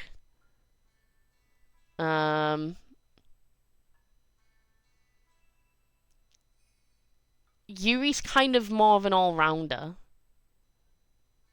And, like, they are all good at, like, various things, but some people are just equally good in all aspects. But she tends to favor ice magic and plant magic. tends to be her, like, they're just more preferences than anything. Ben is most proficient in earth magic. Marty's actually most proficient in water magic. But yeah, most characters will not fight until they have to, is the main point. So yeah, that's that. Number 13, what inspired the injustices in your story's world? Well, wouldn't you like to know, Weatherboy? Basically, the injustices in our world. But they're just dealt with better in this world. I don't know what else to say on that matter. I don't know how to answer that question, honestly. Just like, I took the injustices of this world, put them in a better world, and it's still not a perfect world. And those injustices still exist, but they are dealt with a lot better than they are here. That's all I really know what to say on that matter. So, day number 14. Description of one of your character's phobias. Interesting. I've not actually really thought too much about that. That is a very good question. I can't think of any, like, specific phobia. The characters definitely do have phobias. Everyone has one. I refuse to believe there is someone out there that is scared of nothing. But I think the first one that comes to mind is that Yuri's kind of got this internalized phobia of, like, not being perfect. Because that's how her mother raises her to be. And she has to learn to come out of her shell and be herself. And that she can just enjoy being herself. And enjoy being a young woman. Can enjoy being a girl and then a young woman. And just enjoy her life without having to impress other people. Or look down on other people. Or squish other people. That's her phobia. Whatever the name for that is. The phobia of not being perfect. And all the characters have their own fears. Sabrina fears that her dad will prove her mum right in that he's the worst kind of man. And she wants to put all her faith in him. So while she's also got that similar phobia of not being perfect, she kind of cares a little bit less than Yuri does. I mean, it's not that she doesn't try as hard as Yuri. She tries way harder than Yuri, I think. But that's more of a mask to cover up, like, she's scared of her family falling apart. Josh and Isabella are scared that when they do find their mums again, they won't like what they hear. And that they have been giving them too much benefit of the doubt. Like, everyone's got their own fears and stuff. I can't think of any specific phobias, though. Not like the traditional ones, anyway. But I would like to give some specific phobias to specific characters. Just flesh them out a little bit more, you know? I know Josh definitely has a strong phobia of something. Like a specific trigger.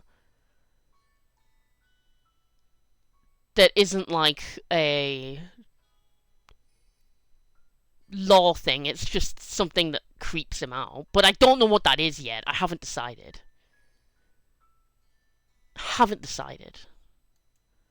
So I don't know.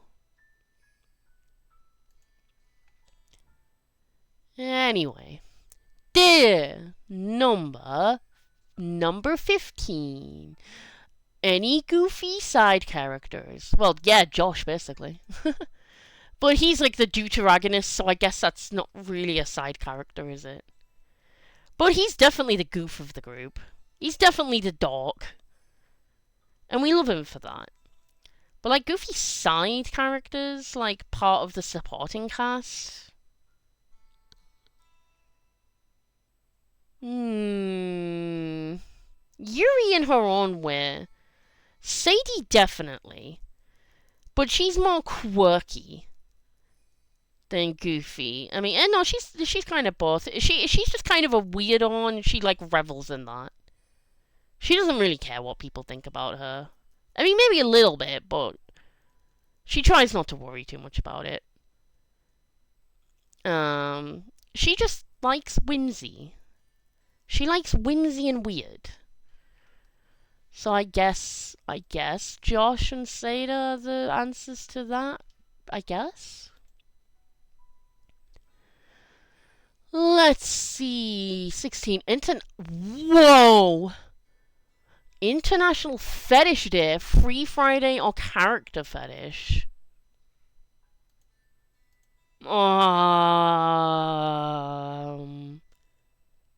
Feet. No, I'm kidding, I'm joking. That is not the answer. I was joking.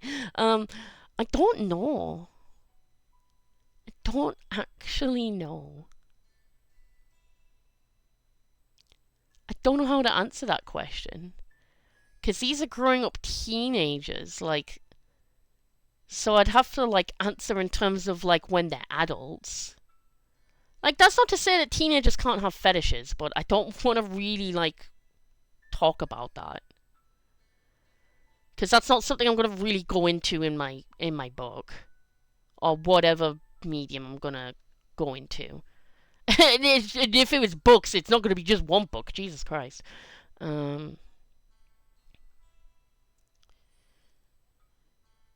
So if I just talk about the characters in general, that's not to say that these characters are having really young sex or anything.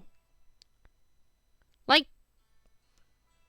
some of them kind of do, but that's not something I would write specifically. If anything, like... anytime anything mature happens, I wouldn't show it. I'd say it, but I wouldn't show it. Does that make sense? With them, like, being teenagers and stuff. Like, when they're older and stuff, sure. Because this story goes on for, like, a long time. It goes well into their adulthoods. I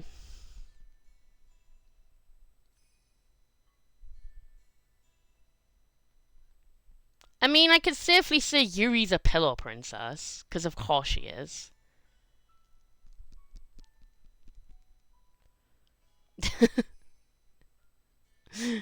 I mean, she's such a fucking stereotype. But affectionately. Fetishes.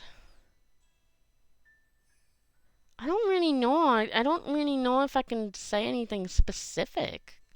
Like, just general behavior, sure, but not specific fetishes. I don't think I could, anyway. Like, Bran may be the character to look to for that, because he's, like, a fully grown adult. And he knows a way around a body or two. That sounds so gross, I'm sorry. I mean, the guy is pansexual. And he's a switch. That's all I can say, really, though. I can't really name any specific fetishes. Like, I could say how characters behave and stuff, but I don't really know what would, like, what specifically would get them. Does that make sense?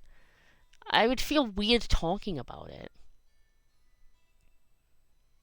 And most of the characters are demi anyway, so, like, again, not that demi people can't have fetishes, but, like, I don't know, it's just hard to answer that question.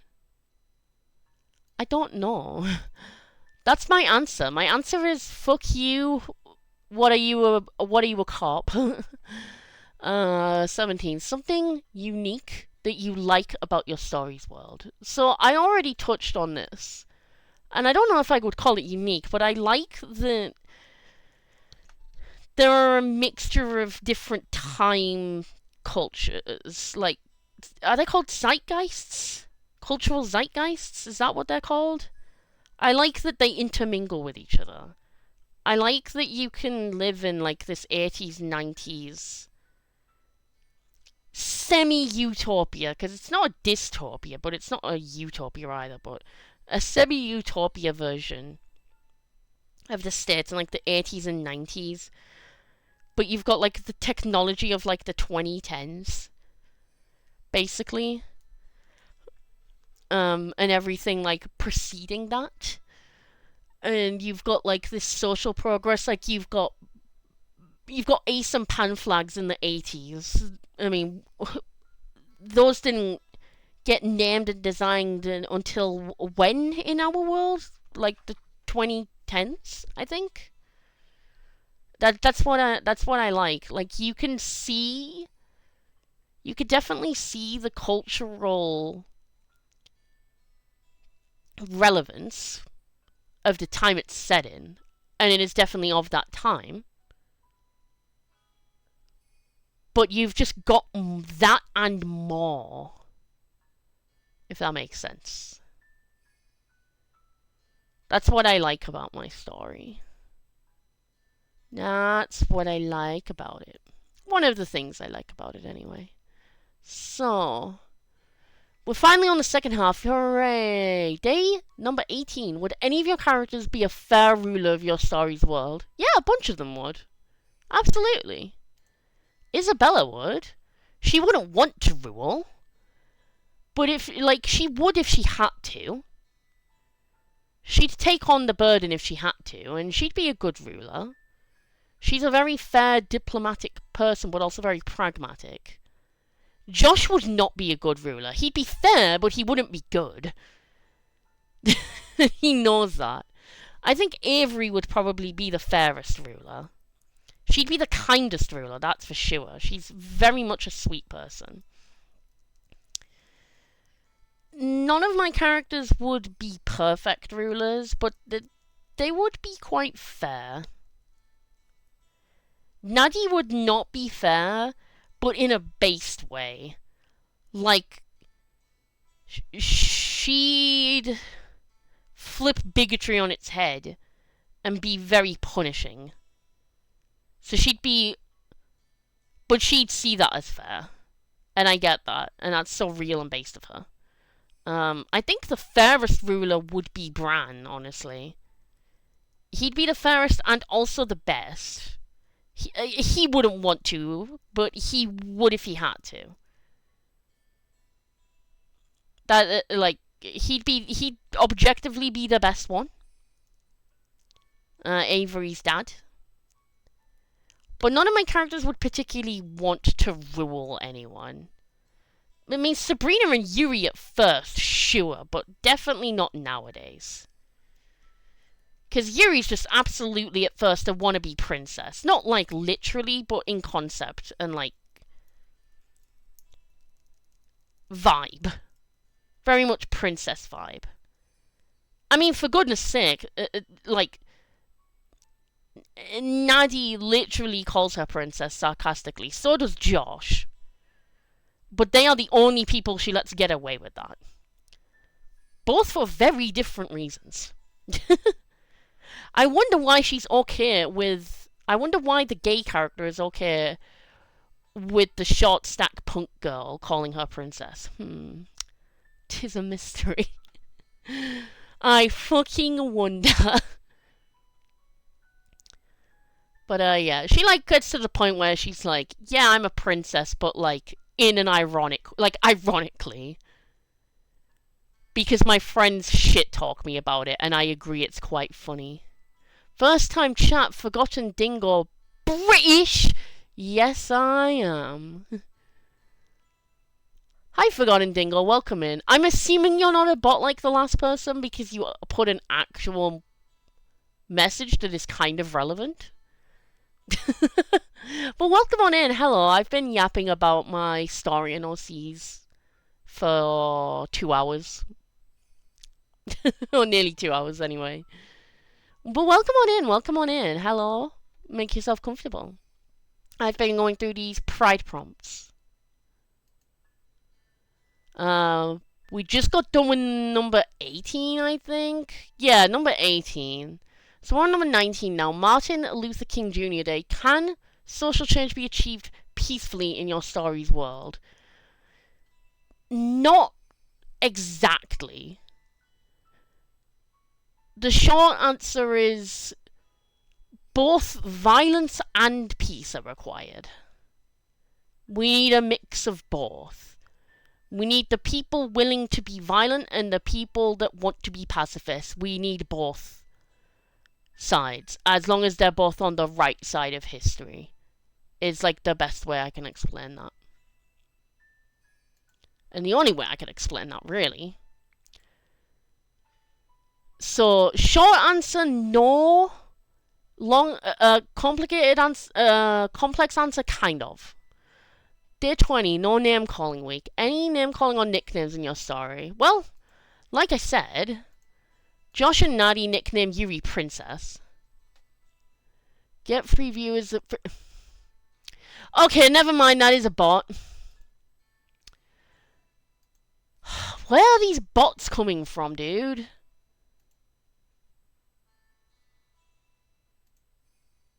What the hell, man? No, I don't want free viewers. Free viewer fuckface.gov. Why is it not letting me ban this person? There we go.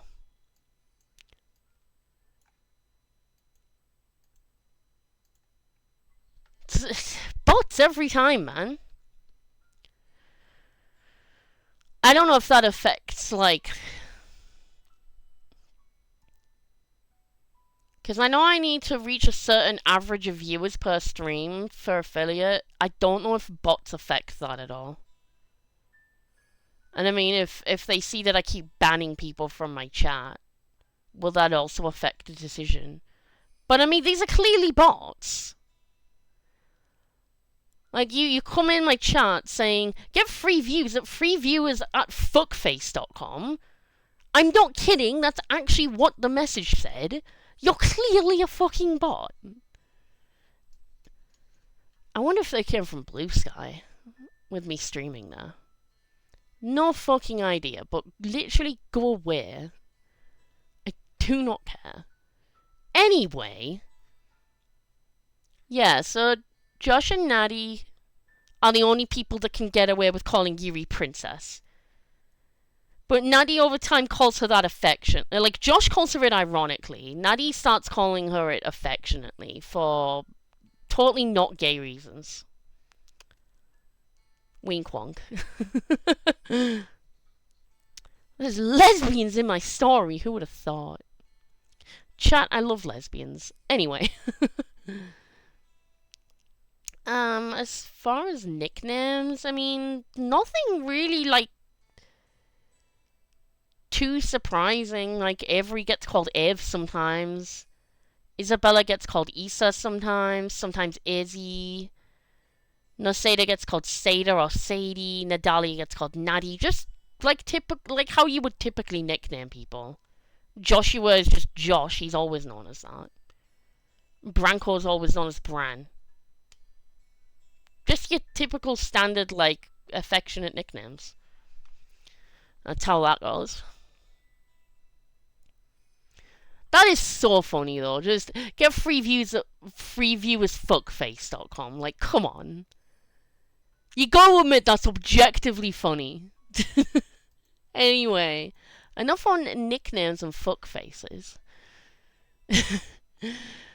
Oh wow, day 22, that escalated quickly. Trans Prisoners Day of Action Solidarity. Are there any daring rescues in your story? Oh, yes. You have no idea. You have no idea. I composed one recently, actually. That takes place in the... trying to think. like the third or fourth year of the main events of the story. It's like the very late 1980s. Or like the middle going on to the second half of their high school lives. You're talking, by this point, the characters are all like at least 18 by this point, like 18 to 19 years old. All the main characters are anyway. The main cast have all turned 18 at the very least by this point. I won't spoil the context for it, but there is a point where how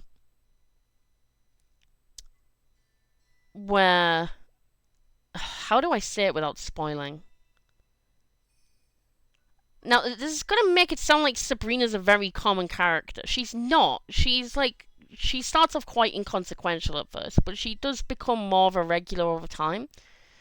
This is by the time she's, like, softer towards people and not as much of a bitch. But there is at one point, she gets very scared because two of her sisters are kidnapped. Two of her younger sisters. I don't mean sisters as in, like, oh my god, sister, because, like, I mean, she does talk like that. But no, I mean literal blood sisters. And they're not very old, they're like 13. But they've been kidnapped in such a way that they don't realize they've been kidnapped. They think this is normal. And Sabrina asks Yuri for help, and reluctantly her friends as well.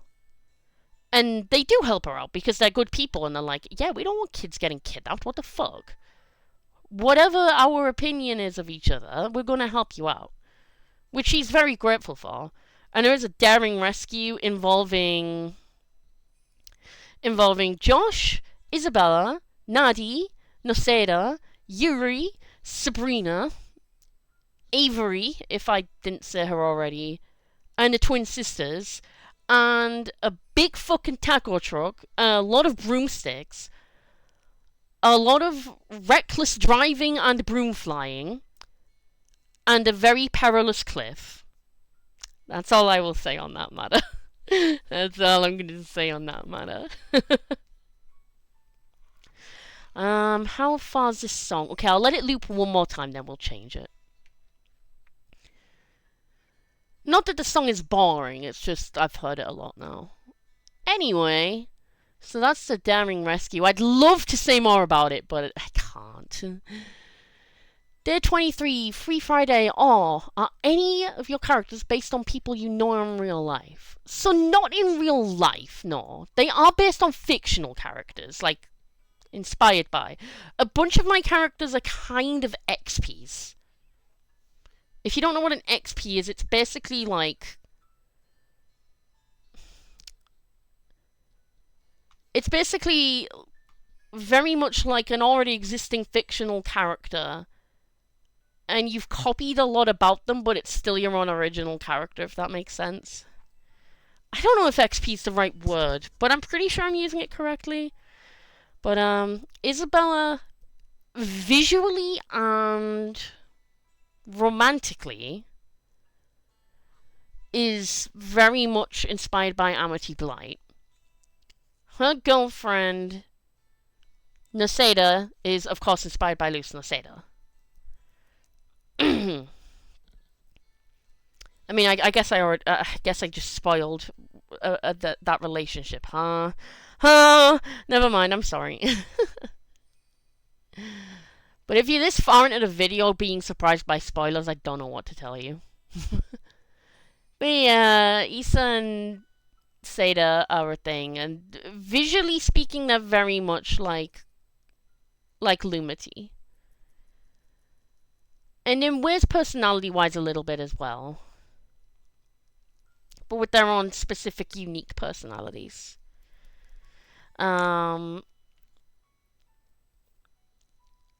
Actually, not true on the not based on real people thing. I retract that comment to an extent.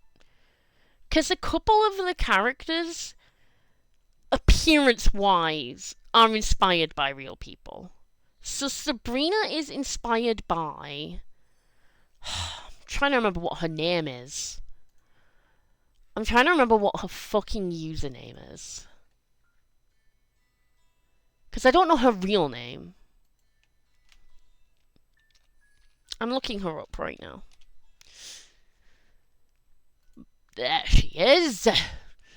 Barbie doll baby. Oh, apparently her name is Mo. Good for her. So Barbie doll baby, spelled with a double E. Her name is Mo. That's who Sabrina very much looks like. Sabrina, however... Now I have the opposite problem. I remember this girl's real name, but not her username. Shit, what's she called? I'm looking up her Instagram. Find her on the gram. Oh my god, I can't remember her name. Fuck. Log in with Facebook. Of course, I did not change the window because why would I want people to see my socials? That would not be wise. But Sabrina, like, looks and personality-wise, is very much inspired by Mo, who is known as Barbie doll baby. Oh my god, the first thing I see on my Instagram is the girl I was looking for. That's incredible. And highly based.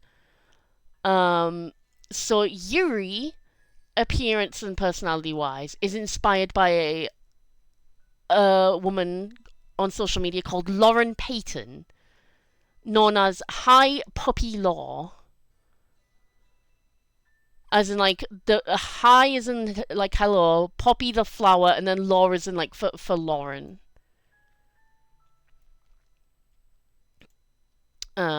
So, I mean, I could put it in the chat, but I don't have the chat window on the stream. But that's who they're inspired by. Sabrina's inspired by Mo, also known as Barbie doll baby, and Yuri is inspired by Lauren Payton, who is Hi Poppy Law. The latter of which is very openly a lesbian. I don't know what Mo's sexuality is.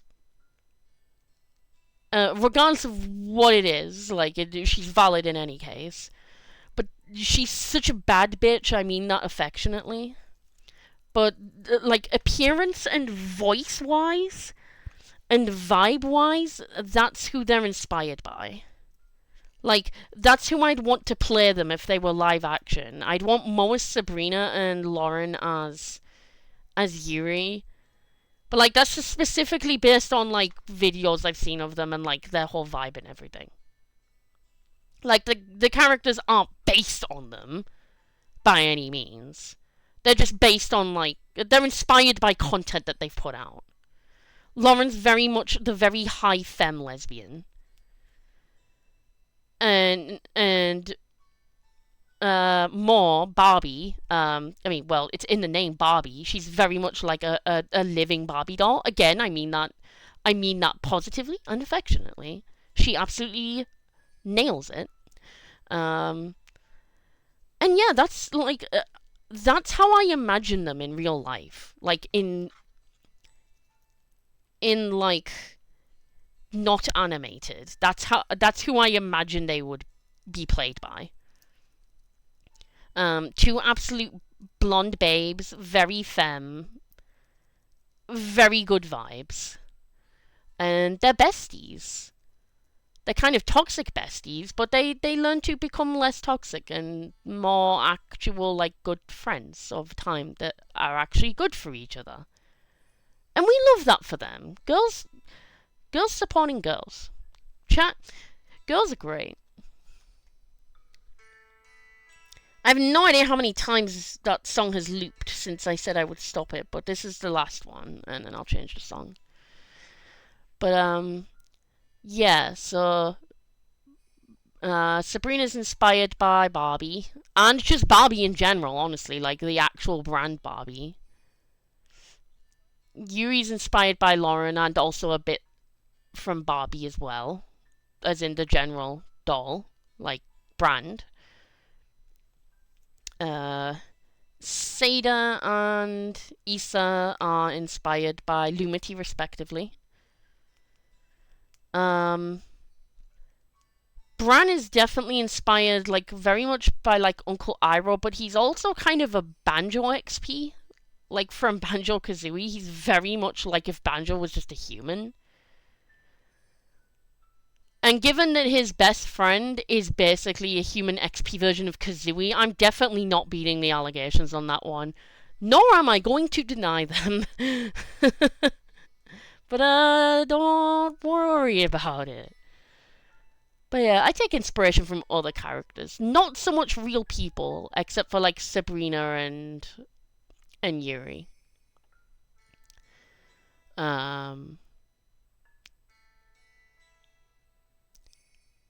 But yeah, that's basically all I could say on that one. Oh, also Nadalia is visually inspired by Wolf from Kipo.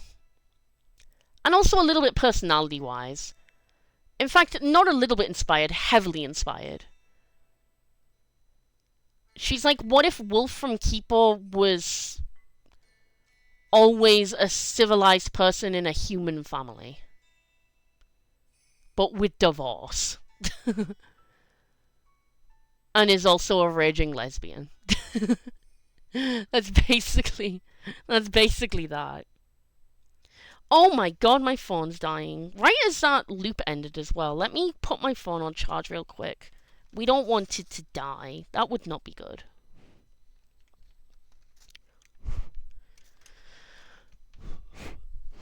Let's not have my phone die. What song are we playing next, chat? If the songs have even been coming through at all. Chow Hall? Holy shit, I've not heard that in a while.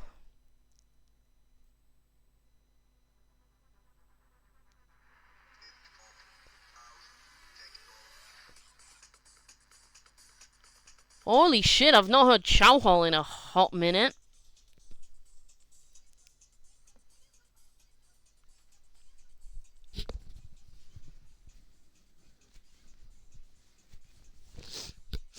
We're absolutely grooving.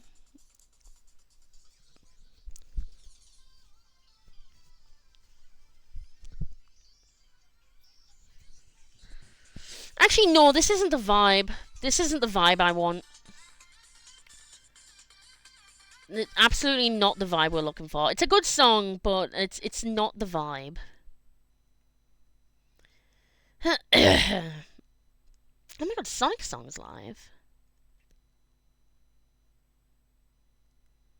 Okay, a few minutes before that starts properly.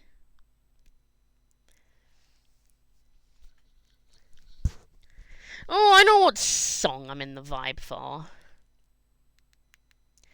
I know what vibe I'm looking for. Egg Carrier, a song that keeps us on the move from Sonic Adventure 1. That is the vibe.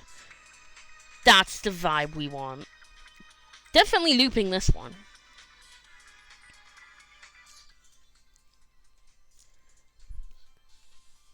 Given that I just mentioned Nadalia, I feel like she'd absolutely jam to this song. Like, is that not an absolute banger? Like, she'd fucking break it down to this music. She'd break dance and shit. But, yeah, Nadi's inspired a lot by Wolf. In a lot of ways, Noseda is inspired by Kipo as well. She's like if Kipo and Luce fused.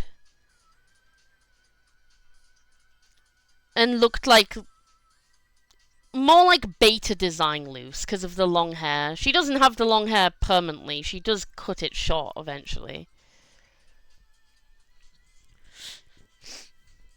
But yeah, bunch of characters that are influenced by other people's characters. I will put my hands up and fully admit to that.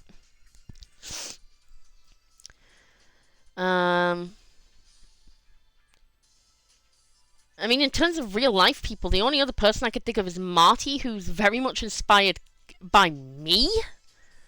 He's like, what if he was me, but the ideal version of me that I would want to be, and was also a blonde twink? I will be right back. Hold that thought. Give me a second.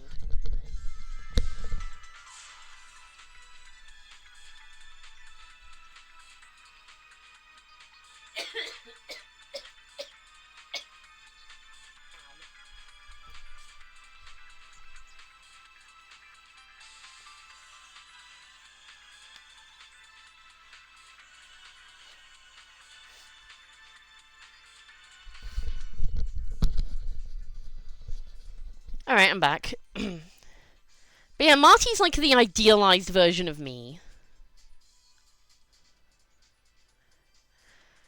But he's not actually based on me. He's just what I want to be as a guy.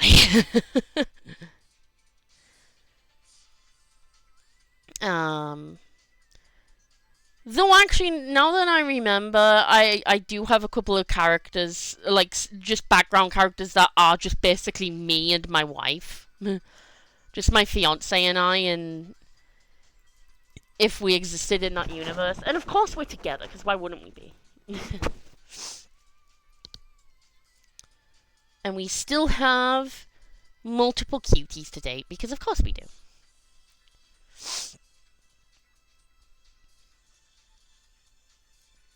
But yeah, Marty is like, imagine, so like, look at my avatar here.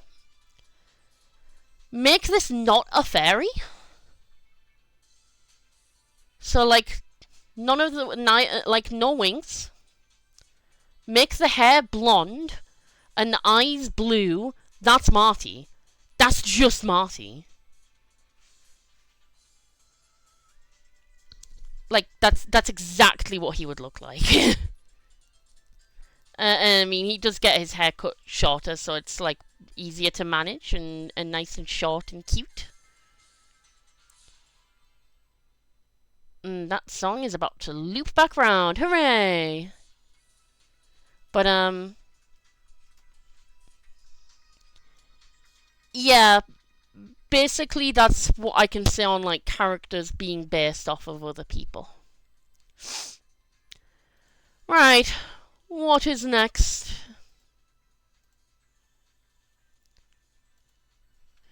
Next up is Day 24. Are there any side characters that get their happily ever afters? Oh, absolutely. Abso-fucking-lutely. I've just thought we don't have to do all 31 days today because it's only the 27th. So I think I'll do to the 27th, and then on the next stream I'll do the other days. Oh my god! Sorry, hold everything. Chat, hold everything.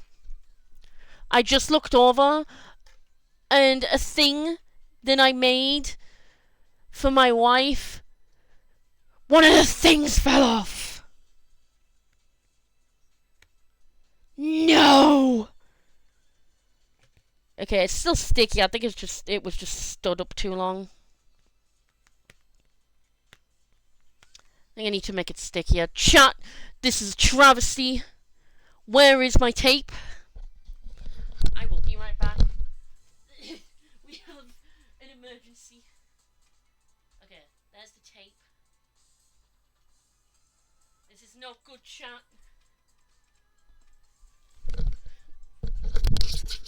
I just look over, and where there should be a little ruby, not a Not a real ruby, obviously. But where I see where it should be a ruby, it's just not there. And I'm like, oh no. So I need to re-stick it. I need to do better. So I'm going to do that now. But while we do that, I can multitask. I can do this. We can multitask. So, side characters get their happily ever afters. Absolutely. Like I said before, every character that is a good person will get a happy ending. That's the point. Because I don't want it to be...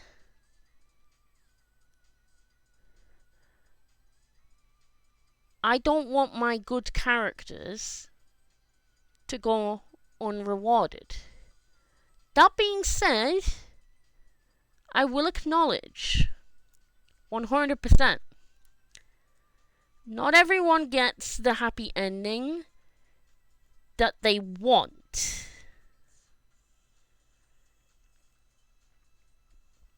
Because I acknowledge that in real life, you can be a good person and not get the happy end and not get a happy ending in general. I don't know if this thing I'm doing is gonna work, but it's worth a shot. But yeah, I want it to be realistic, like, because if every good character gets a completely 100% happy ending, it's too predictable. Because then you're just gonna know that it's all gonna work out in the end. And part of the drama is that you don't know how it's gonna turn out for everyone. So, to amend my statement from previously, every character that is good gets as good of an ending as is realistic to their situation, and that I think is the ending that they should have. Okay, that's a bunch of glue. Let's do a little bit of glue here.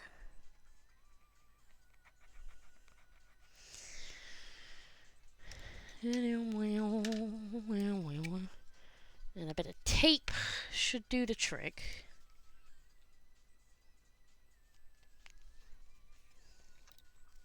We need more tape.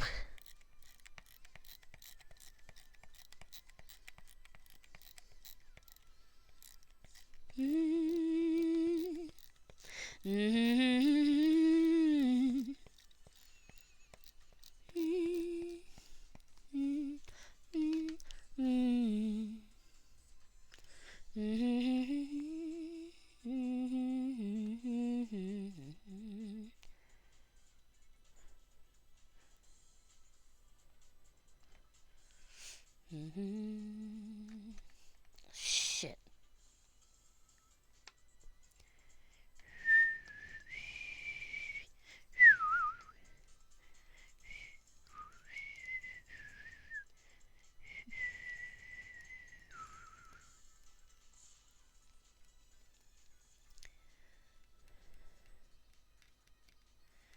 Okay, that stuck better than it was.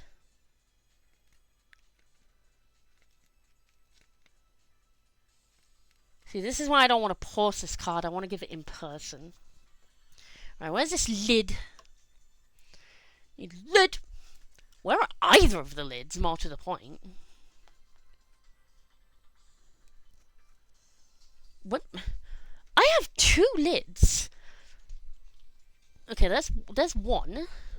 I was going to say I have 2 lids, and I don't know where either of them are.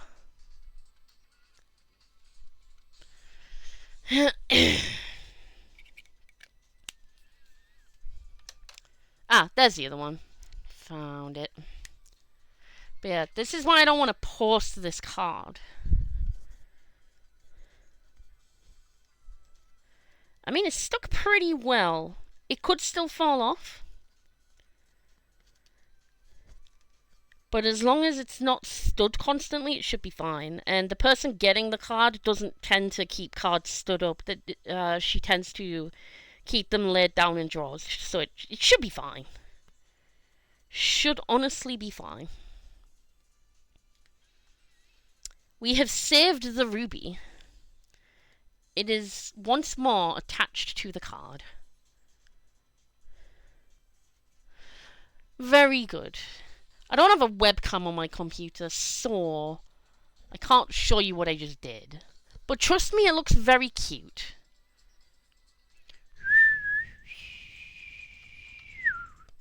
I could, because this card is quite thick and hard to keep folded, I could squish it down with my mouse. Perfect. Very good. Another one. Oh, but then I would have to like rotate my mouse around. Yes, that I have to do. Where the fuck's my cursor? Where could it be? Hello? There it is. Found it. Yeah, let's switch back. But, yeah, I won't go into specifics, but there are side characters who do get their happy ever afters, yes. Some start out good and turn bad and then go good again. Some start out bad and then turn good. But what I will say is that... No, I'm not going to say that, actually. That is too much of a spoiler, I think.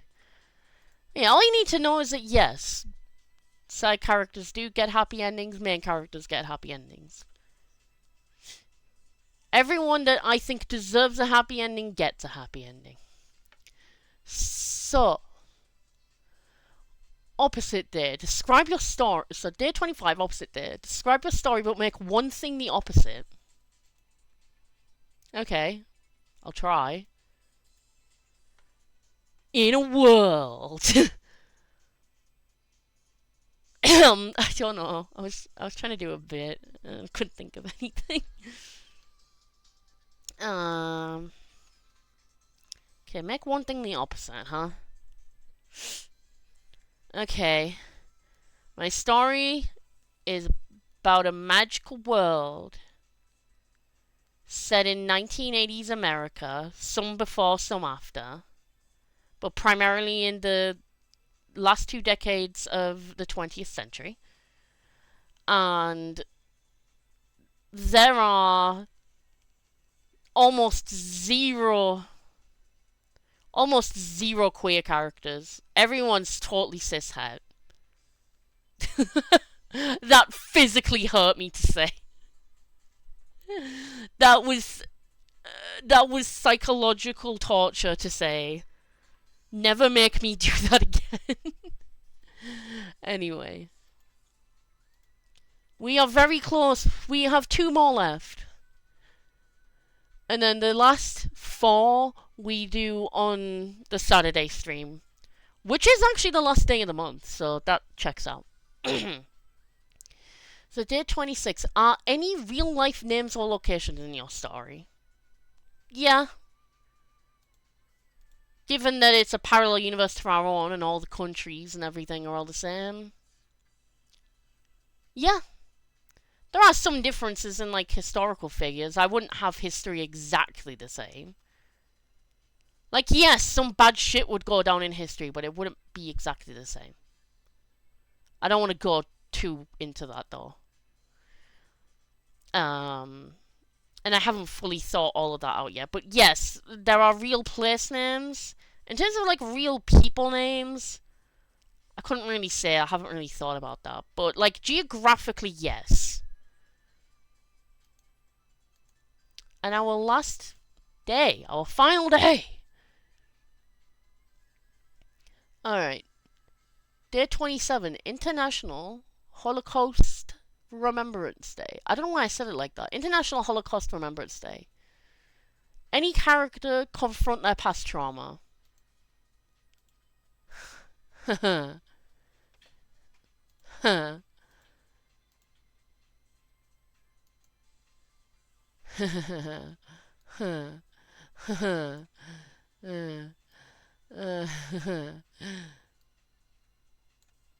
Look at me. Look into my eyes. Look into my eyes right now. Do any of their characters confront past... Do any of my characters confront past trauma? I am a writer. That is the answer to your question. And anyone that has written or read anything ever knows exactly what I mean. Anyway, let me set that back to normal. So, 100%.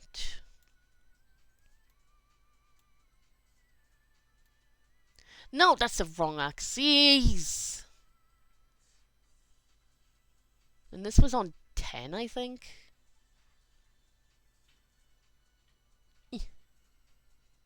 Yes. Perfect. I feel like changing this to purple now for some reason. I don't know why.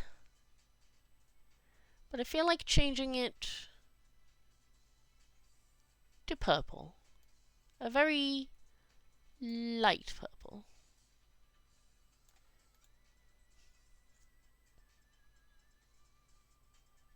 Oh yeah, I forgot the grid lines make it look different.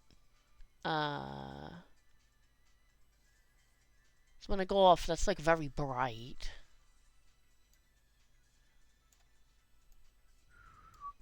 How about that? Little better.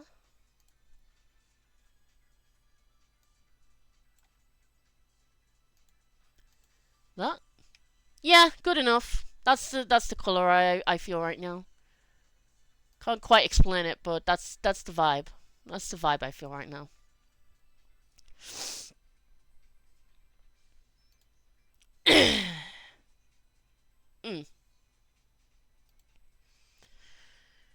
Anyway.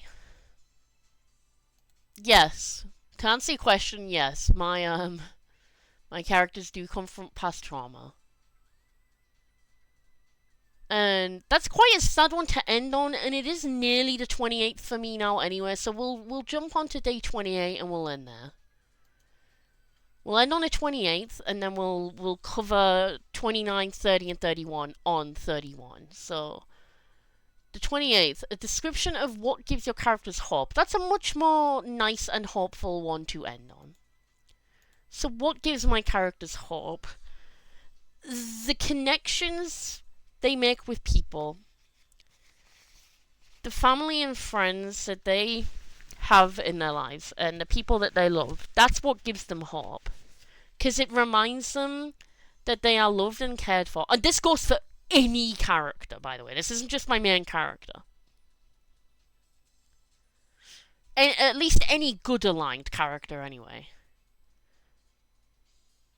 Any evil aligned character, that depends entirely on the circumstances. And, I mean, it does for the good aligned characters as well. But it would take me forever to go through each, like, evil aligned character's motives and, like, what gives them hope, because that's a complicated question to answer. We will let that loop one more time. But every good aligned character, yes, they all have their own individual, unique hopes and aspirations, but as a general answer,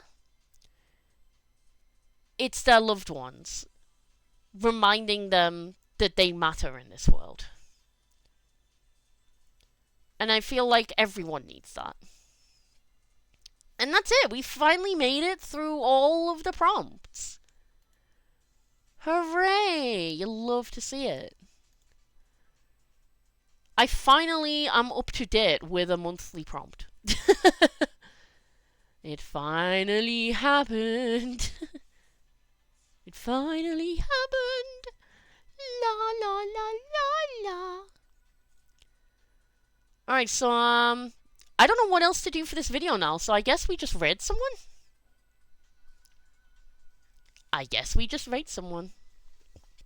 Who are we gonna raid? Chat, who are we gonna raid with all one people? La, la, la. Pink Fairy Boy.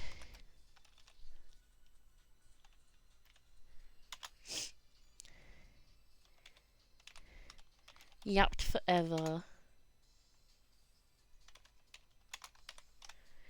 Now he's raiding you with sparkles of joy.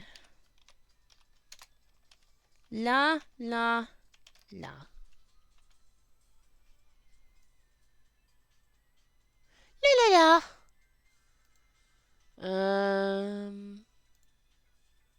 Think that'll do, yeah?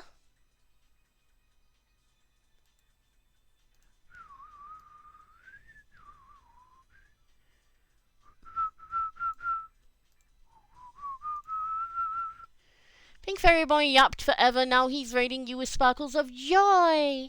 Yay! Alright, who are we gonna raid? That is a very good question. Also, how long is left of this song? Couple minutes. Right, let me do this magical thing where we, like, tap it. Pop-up view. And then I could do multiple things at once.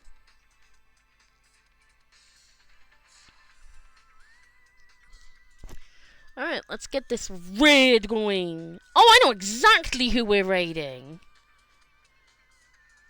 As soon as I loaded Twitch. Oh, that paused to the song. Yeah, of course it did. Bear with me a moment. Let me go to chat. Copy this message. Just pasting it to test it worked. Yes! Okay, that's the message. It should work for everyone. Pretty sure there's only one viewer anyway. Let's go to raid a channel. I know who we are raiding.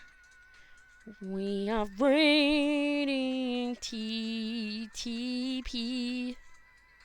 Why is one not here anymore? He's probably in the chat, honestly. He's probably in the chat already. I'm gonna have a look. I'm gonna load Discord up. Is he chatting with TTP right now? Would not surprise me if he did. Direct messages. Oh yeah.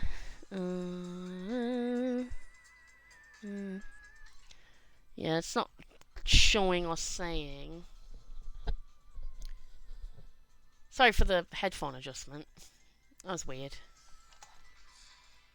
But that's the end of the song now anyway, so now I can check properly. Let's have a look. He literally is. That's amazing.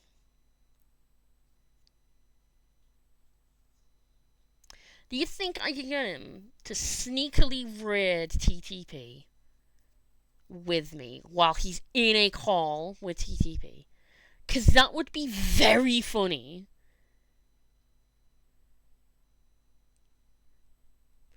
Do you think I could?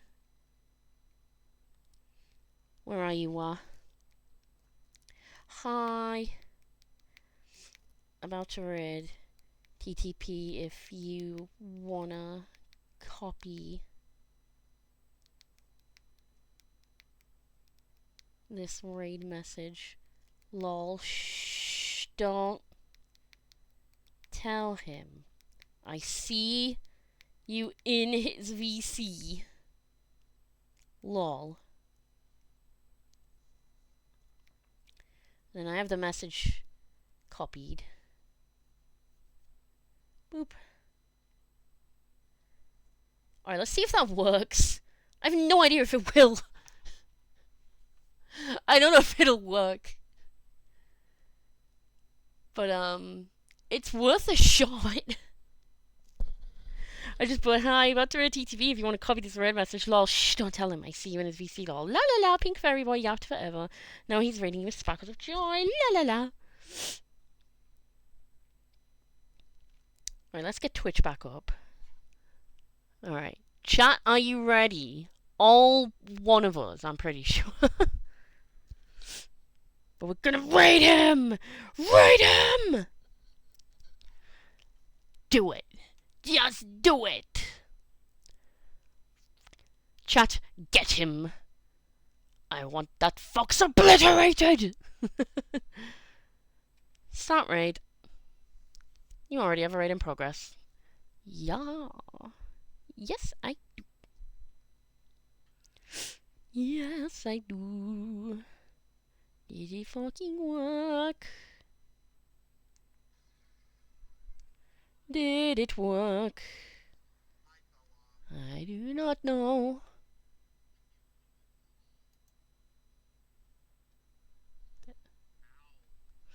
We're about to find out.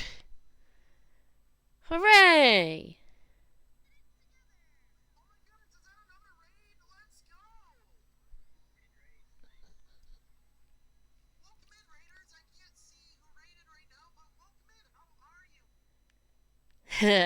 I've got a funny idea. Oh, wrong VC! No, no, wrong VC. You may not see who it was, but it was me, Dio! Hi! Who sent the raid, Mansley? Hi! Get raided, nerd. It was good, thank you. Got spammed with a couple of chatbots, so that was fun. Yeah,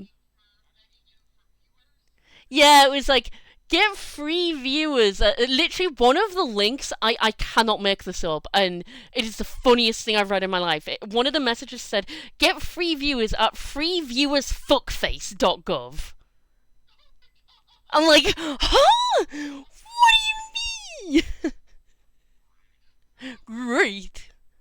Alright, I'll stop recording my VOD now, but get raided, you lovable nerd.